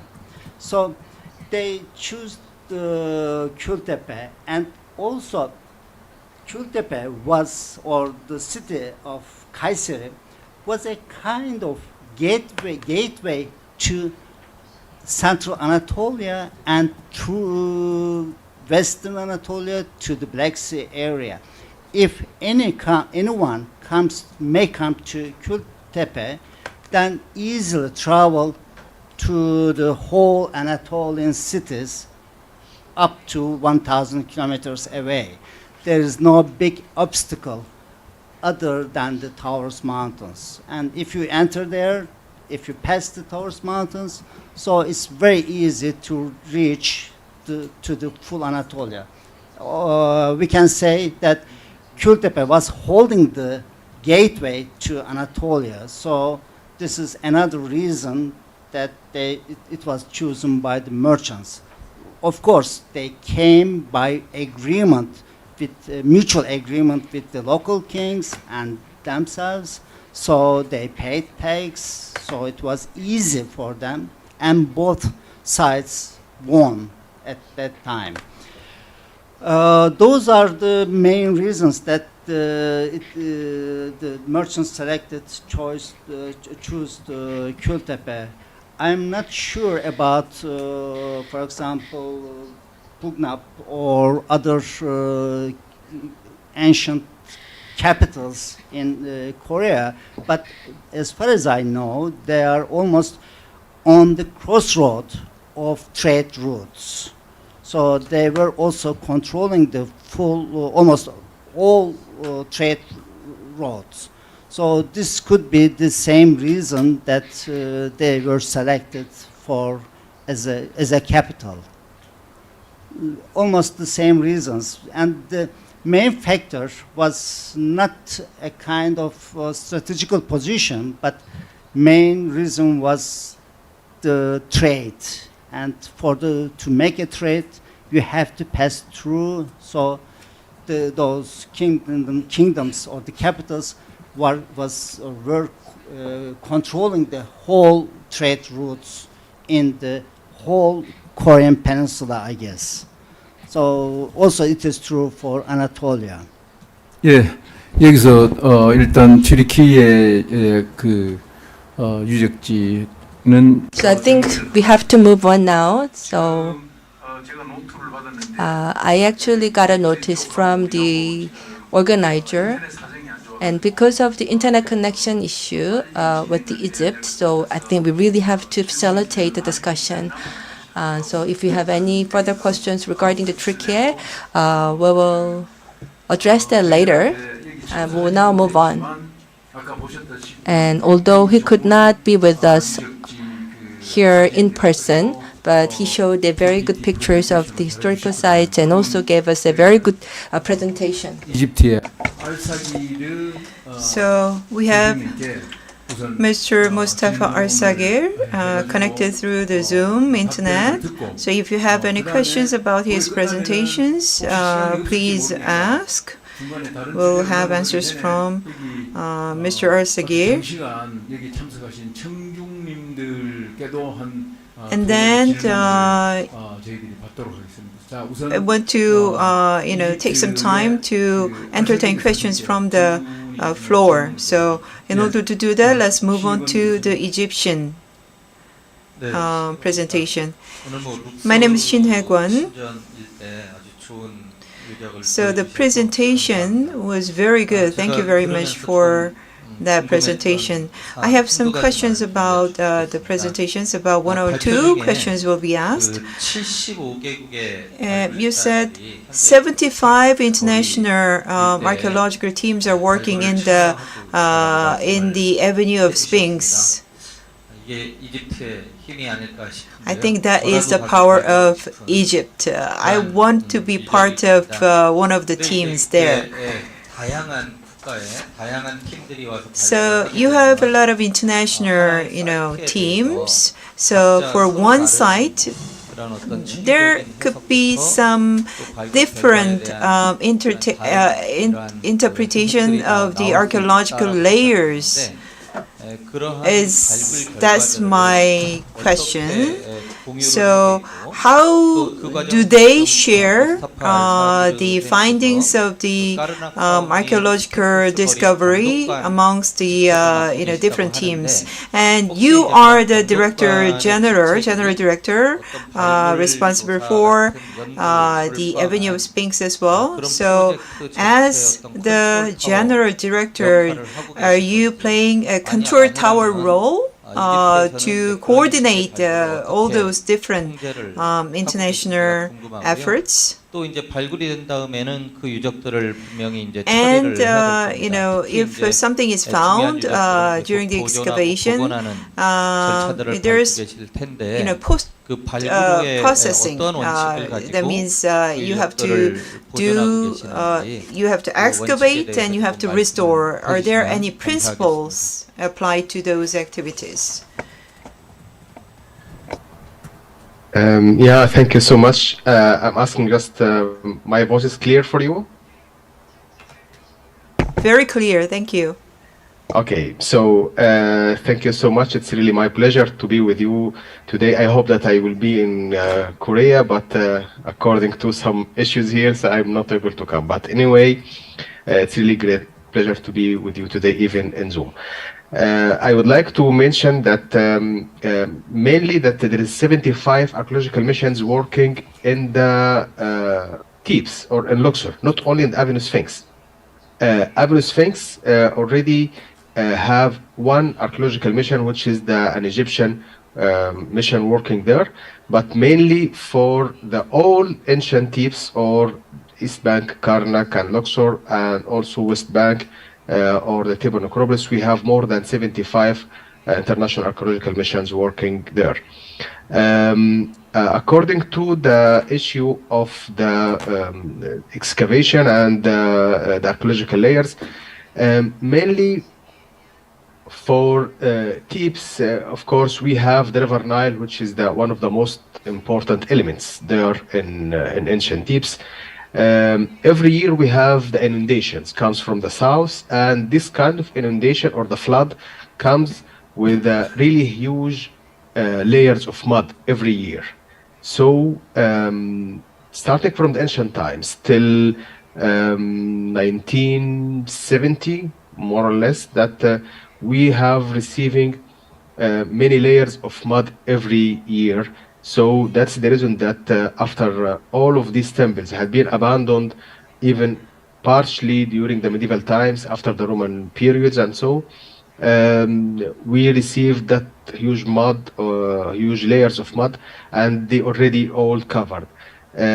Sometimes that layers of mud are for more than 6 or even 7 meters high, that can be covered partially some parts of the excavation. And this is one of the reasons that make the ancient Egyptian architecture, or let's say the temples and tombs, are now in a very good conditions of preservation because of all of this covering of different kinds of mud.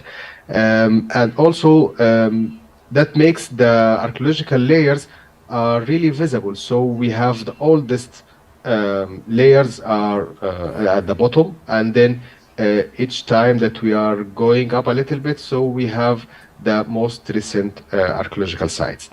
According to the finding the objects and the discoveries, which is not only the Avenue Sphinx but also in the whole Luxor, every single archaeological site, of course, has an archaeological mission or has its own team to collect all of this data, to make all these objects to be studied, recorded, documented, and then the final destination is considered to be like if it is, we can put it originally on the on its original place. Like if it is a part of a sandstone or a scraped block, we put again in the original place in the temple. If it is a kind of portable objects like small statues or something, we have museum store rooms, so it can be kept there to be documented and to be studied and researched. And for the most important objects, of course, we can bring them to the museums. We already have many of the objects already in the Grand Egyptian Museum, now in the Civilization Museum also in Cairo. So, of course, as you know, that Luxor considered to be one of the most rich World Heritage sites of the monuments, and that kind of international cooperation with different institutions and universities is really enrich this kind of research about all the monuments of Luxor. If I answered my question, it's okay, or if you need other information, I'm ready. 혹시 다른 질문 좀 있으면 예 하나 더. 예. Questions, one more. 그 유물의 중요도라든가 그 The 보존 대상을 significance of the artifacts and whether it is worth preservation is determined by whom? How the Egyptian authority is involved in the decision-making process. Could you elaborate on that?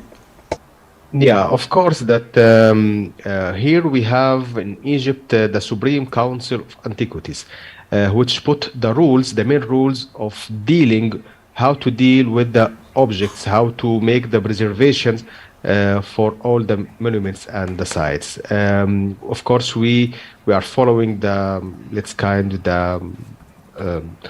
the rules of the UNESCO, and we are making the implementation of all of these rules here in Egypt.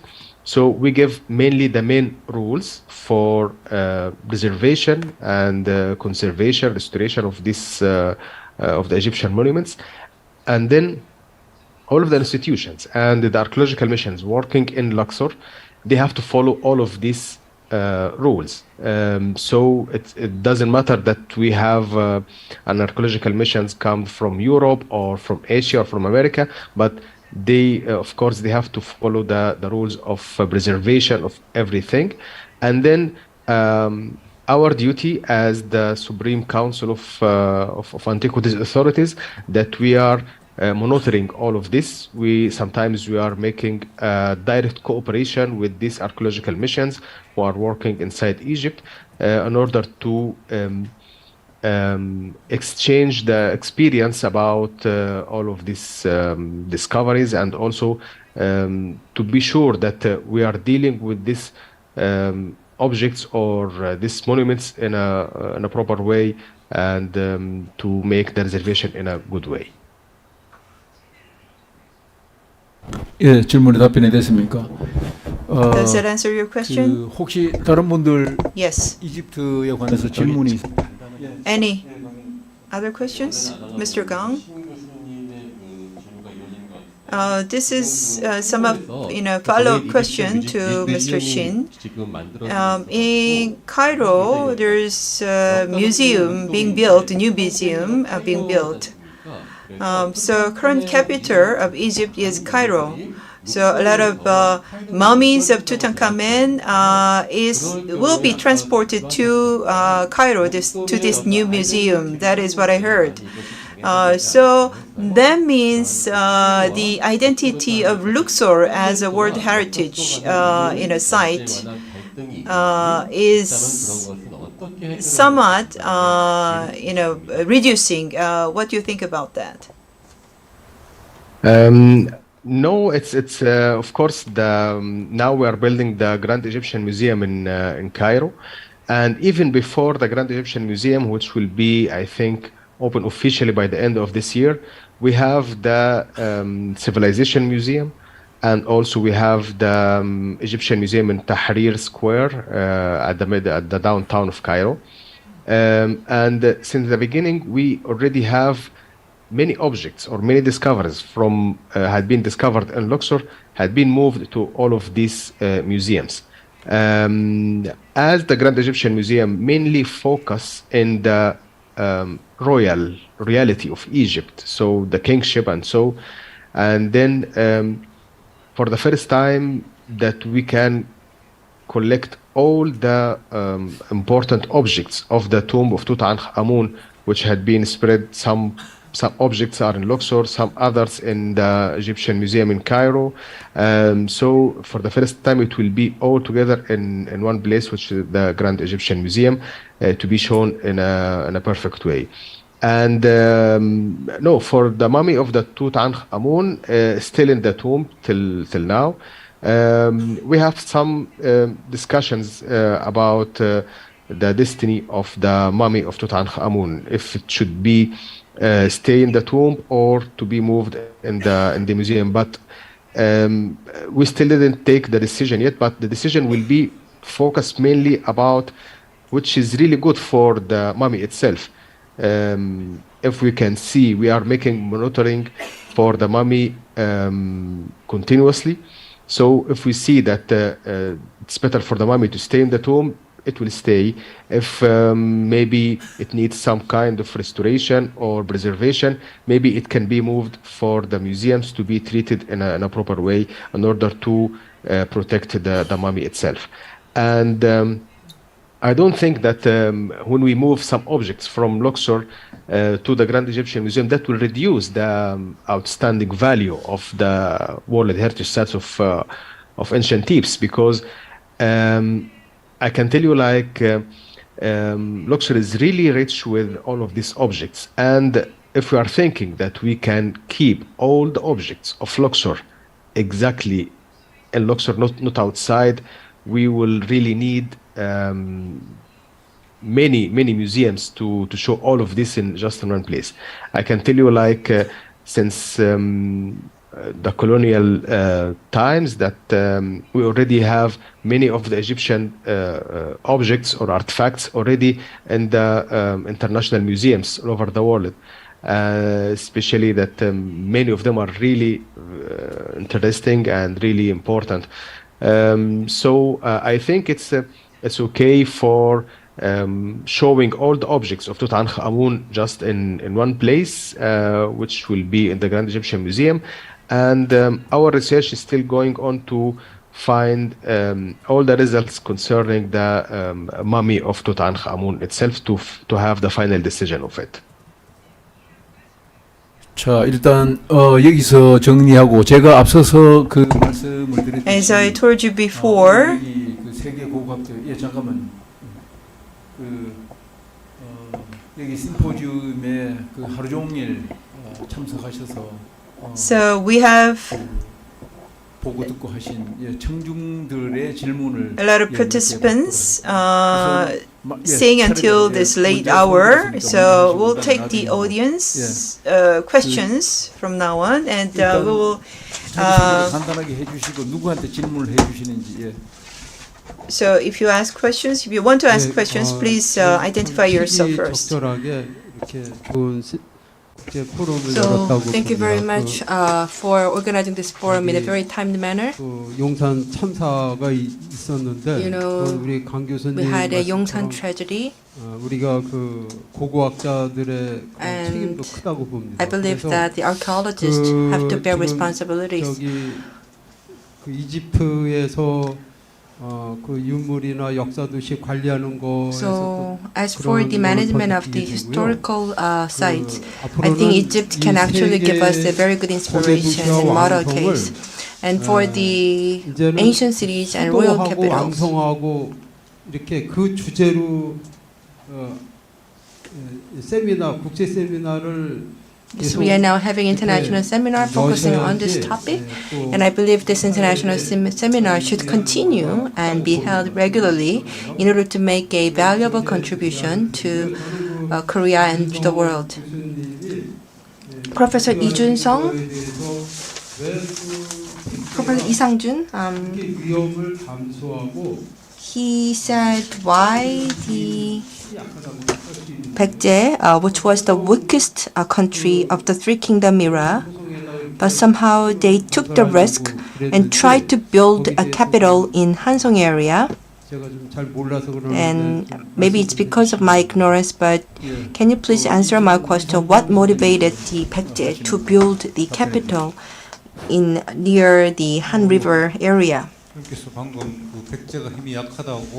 So you just mentioned that the Baekje was the weakest kingdom, but I don't really think so. In its heyday, it was very strong. If you look at Silla Kingdom, the Baekje's culture and heritage were transferred to Silla. And eventually Silla unified the whole country, but when Baekje in its prime time, if you look at recall the records of the three kingdoms, Baekje had the 54, rather the Mahan had the 54 chapters and Jinan 12 villages, and they were all incorporated into Baekje, which made the Baekje very strong. And also the reason that they established the Mongchon Tosong or Pungnap Tosong is because, first of all, they have very good natural environment and strategic location of Han River. Usually, if you look at the location of the royal capitals, there are two main trends. Number one, in relation with the natural environment. So the terrain is important. So in other words, the capital or area that are surrounded by a mountain, which gives a good advantage for defense, or the area close to rivers so that the people can secure water resources in an easy way, providing easy access to water. So these are the two main factors for the selection of the capitals. And this area was surrounded by a mountain, so it had a very good defense capability. And as for the Pungnap Tosong, when we engage in trade with other countries, the Han River was a very important transportation hub. So I think that might have given them the geographic benefits. That's why they are motivated to establish cities there. Adding to that, Pungnap Tosong, it was located near the Han River, so somehow it's dangerous because of the flood. But the Gyeongju, they also had a flood issue, but still the Gyeongju Basin became the ancient capital. And also Egypt, the Nile River, again, it was flooded regularly, but somehow the cities were developed in that area. Because yes, it could be dangerous with flood, but without flood, the area actually had a very good natural resources and geographic locations. 지금 이제 아까 말씀하시는 취지는 한강 물 때문에 위험하다고 그렇게 하시는. 저는 그 삼국이 앞에 있기 때문에. I thought that because the three kingdoms are located close to each other, and the Han River was an area that was very vulnerable to conflict and military disputes. So yes, trade could have flourished there, but why the countries take risk to establish capital in a very militarily vulnerable area?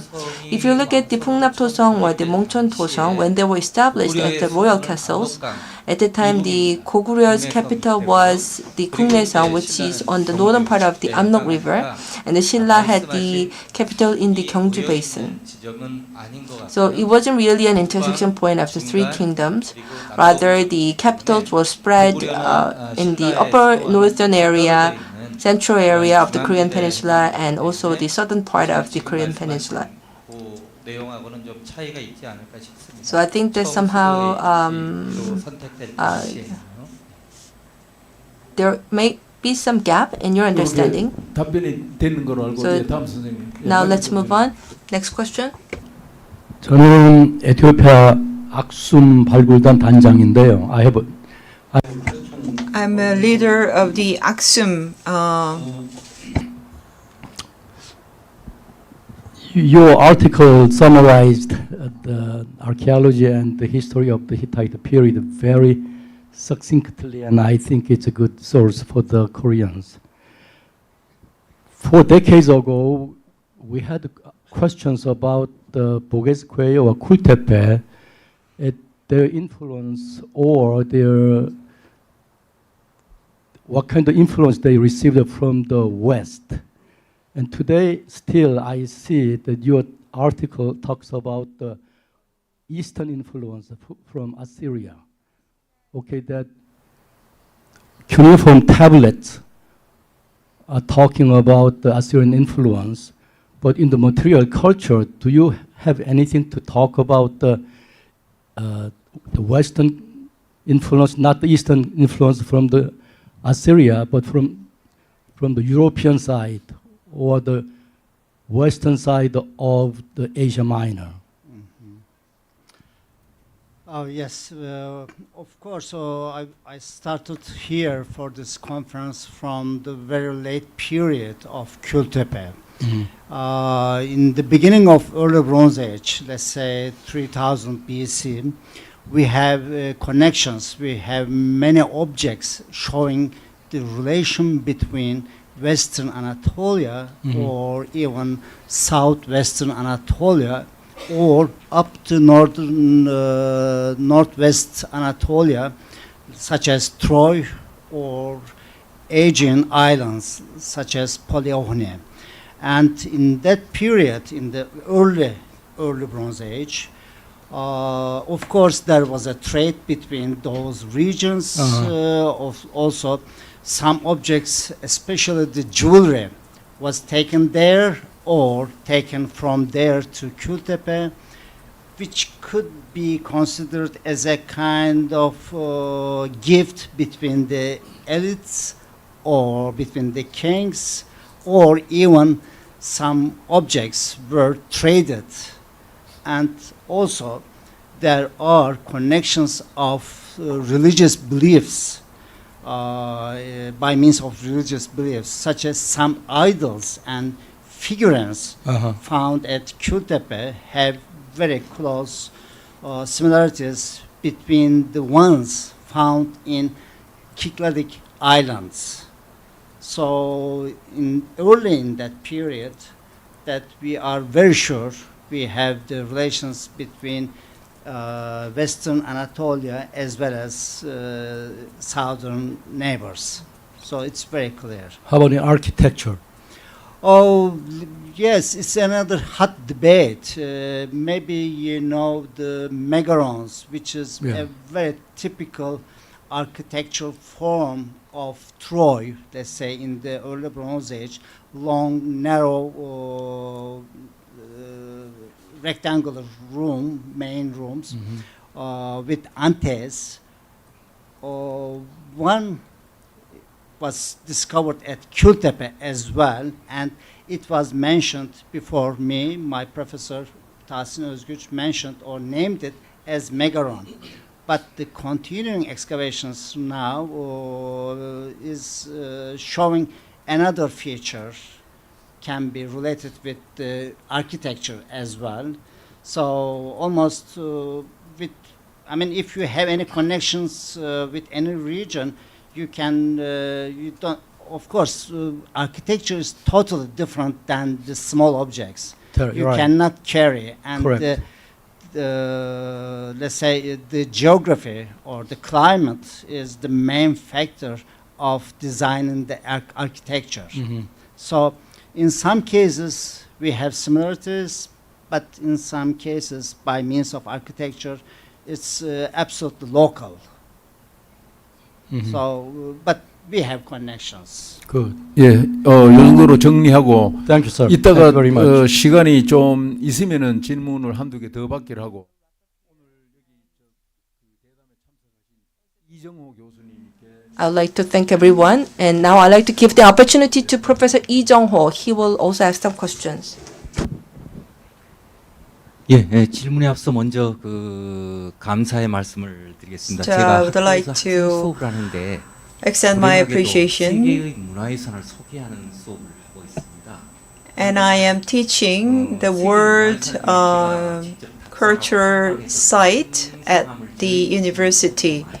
And there are a lot of, heritage sites around the world that gives a lot of learnings for my students. So I feel somewhat guilty that there are not many such sites. And today, after listening to the presentations, I feel some void in my mind is filled. So thank you very much for all the presenters for making such an informative presentation. And also I would like to thank the organizer of this symposium as well for making this important event possible. I have a question about a theme that is not covered. So I need permission from the moderator whether I am allowed to ask the question because we have time limits here. Yes, you can.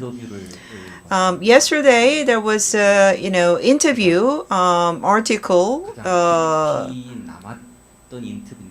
in the newspaper that was about an interview with Director General Ndoro, and he said that working with the community, the conservation of the heritage site will be easier. That's what he said.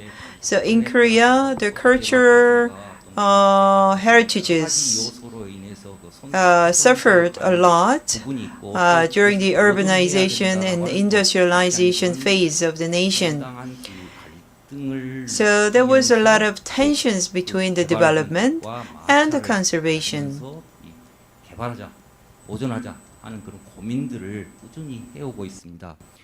Still, that controversy and the tension remains in the modern times. I think that is true for other nations in the world as well.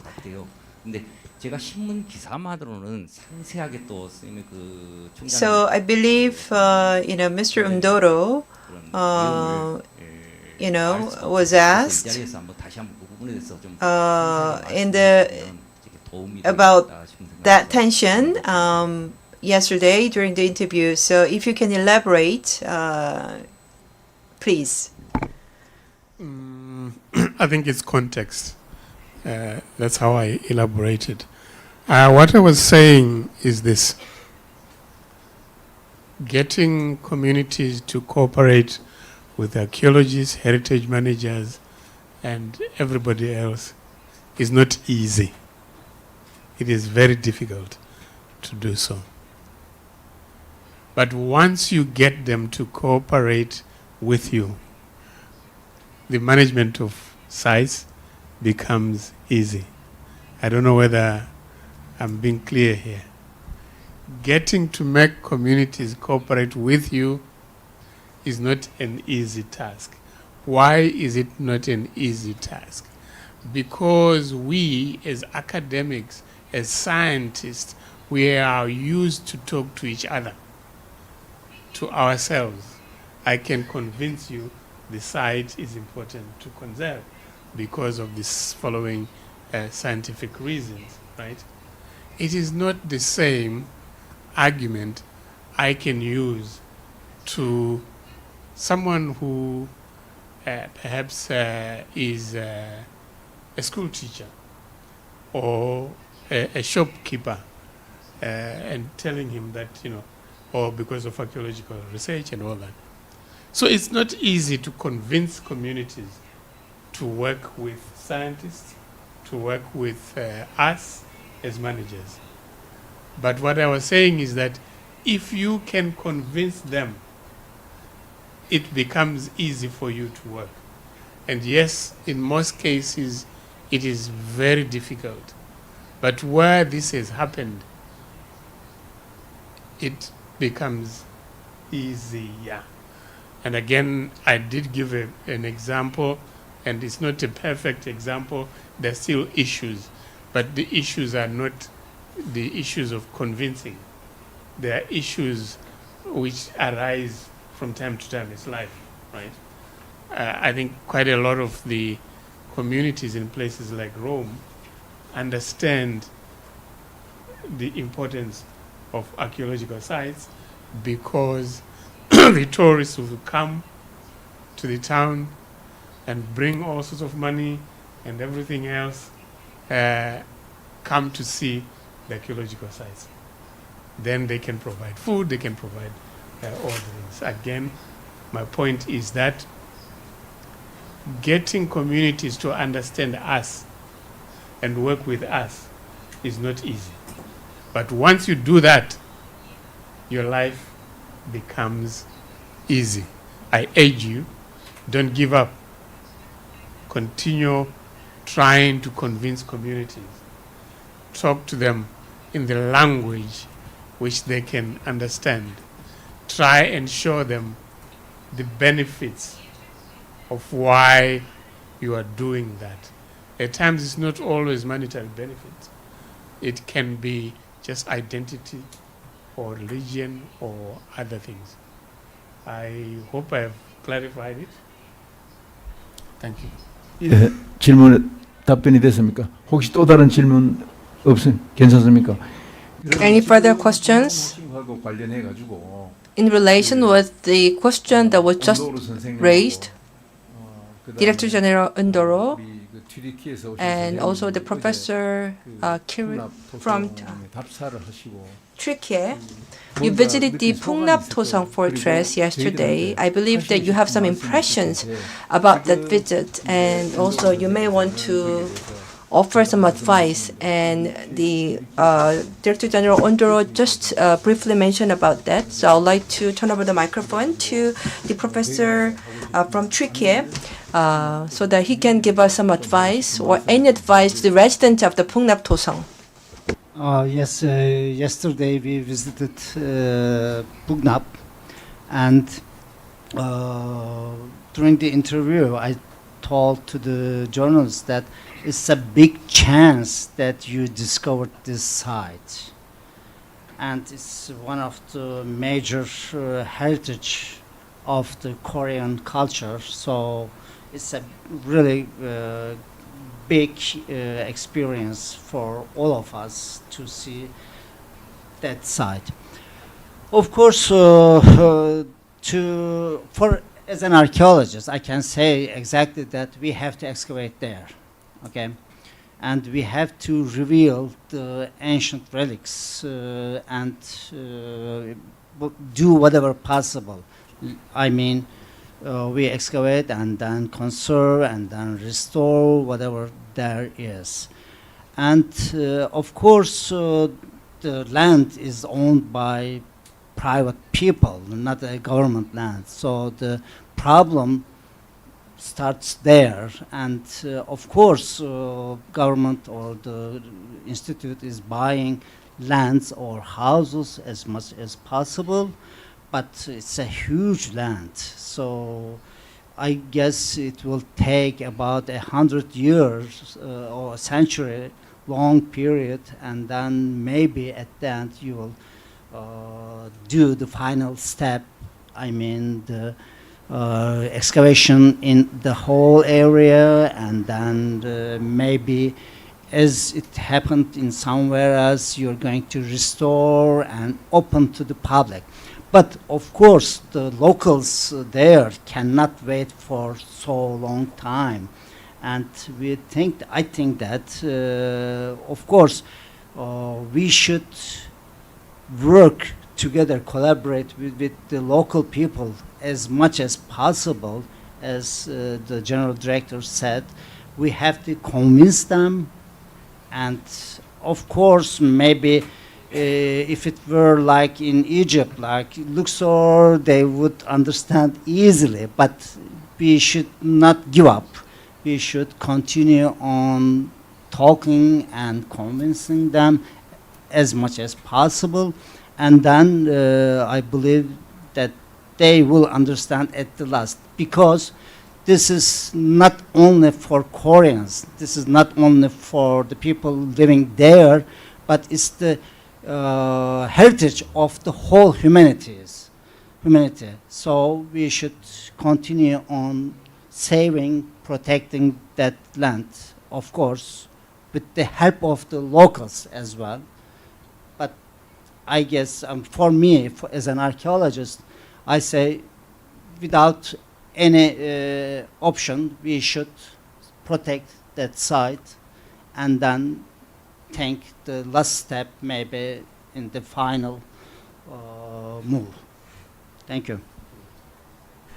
자, 시간이 한 5분 정도 Thank you. We still have 5 minutes to go, so I would like to open the floor for Q&A. If you have any question, we are going to take one last question from the floor. 질문 없습니까? No question? 질문 없으면은 Then 여기 그 대담에 참석하신 분 중에 maybe from the discussant, you can ask one simple question, not the complicated one.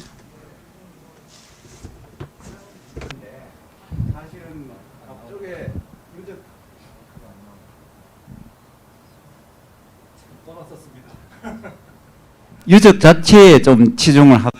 So we somehow focused on cultural relics and heritages for our discussion. So I think we somehow dealt with the main theme of this international symposium somehow in a very superficial, shallow way. So I actually want to collect your comment. So please send me an email about the theme of today's symposium. My question is, so Mr. Ndoro talked about the Great Zimbabwe and its city, and also the Professor Fikiri talked about the Kanesh and also the Anatolia, Boiskwai, Hattusha, and also the Egyptian speaker talked about the Luxor heritage site. Now my question is, at the national government level, how do these sites are managed and researched? So from the conservation and research to the conservation management and also the utilization, I'm sure there are some legal backgrounds or legal rules that could justify that. So we believe that we also have a very strong legal foundation, but in order to ensure a more efficient conservation of the cultural relic or heritage sites, I'd like to ask this question, but I think we don't really have time to answer these questions. So I hope that you can send me an email or send an email to the National Research Institute of Cultural Heritage, and this will really help us. So the legal foundation, the legal aspect for the conservation of the cultural heritage site. So we will conclude the panel discussion here, and we would like to ask Mr. Ndoro for give us the final speech. I'm not going to ask a question. I just took the mic to thank the organizers of this workshop or forum for what I consider to be a job well done.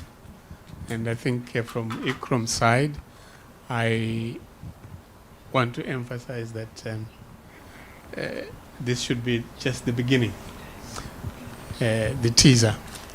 We have 5 years to go, and we need more.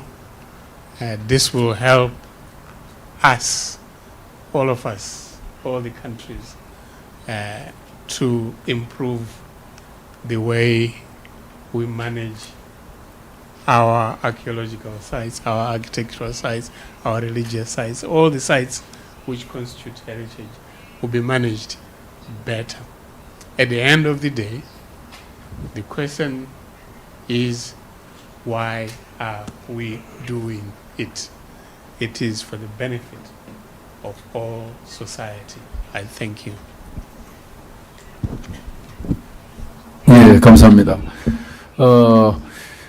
이것으로서 마치겠는데 간단히 Thank you very much. So I would like to make some concluding remark as well. At the onset, I already explained and thanked the organizer, the National Research Institute of Cultural Heritage, and especially Ms. Kim Yeon-su, thank you for your leadership, and also the Cultural Heritage Administration, thank you for supporting this event, and also the audience. I would like to thank everyone for your time and interest. And I would like to thank the experts and presenters and Director General of ICCROM, Mr.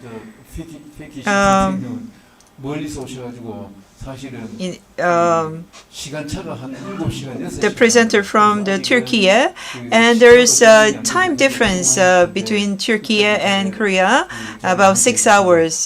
Still, you are here until the end. Thank you very much for your time. And I would like to thank Mr. Alsaghir as well. Thank you very much. With that, let's wrap up the 네, 이것으로 오늘의 symposium. 행사 Thank 일정은 you. 모두 마무리하겠습니다. 장시간 자리를 함께해 주신 Thank you very 참가자 much. 여러분들께 Thank you 다시 for 한번 your 감사드립니다. undivided attention.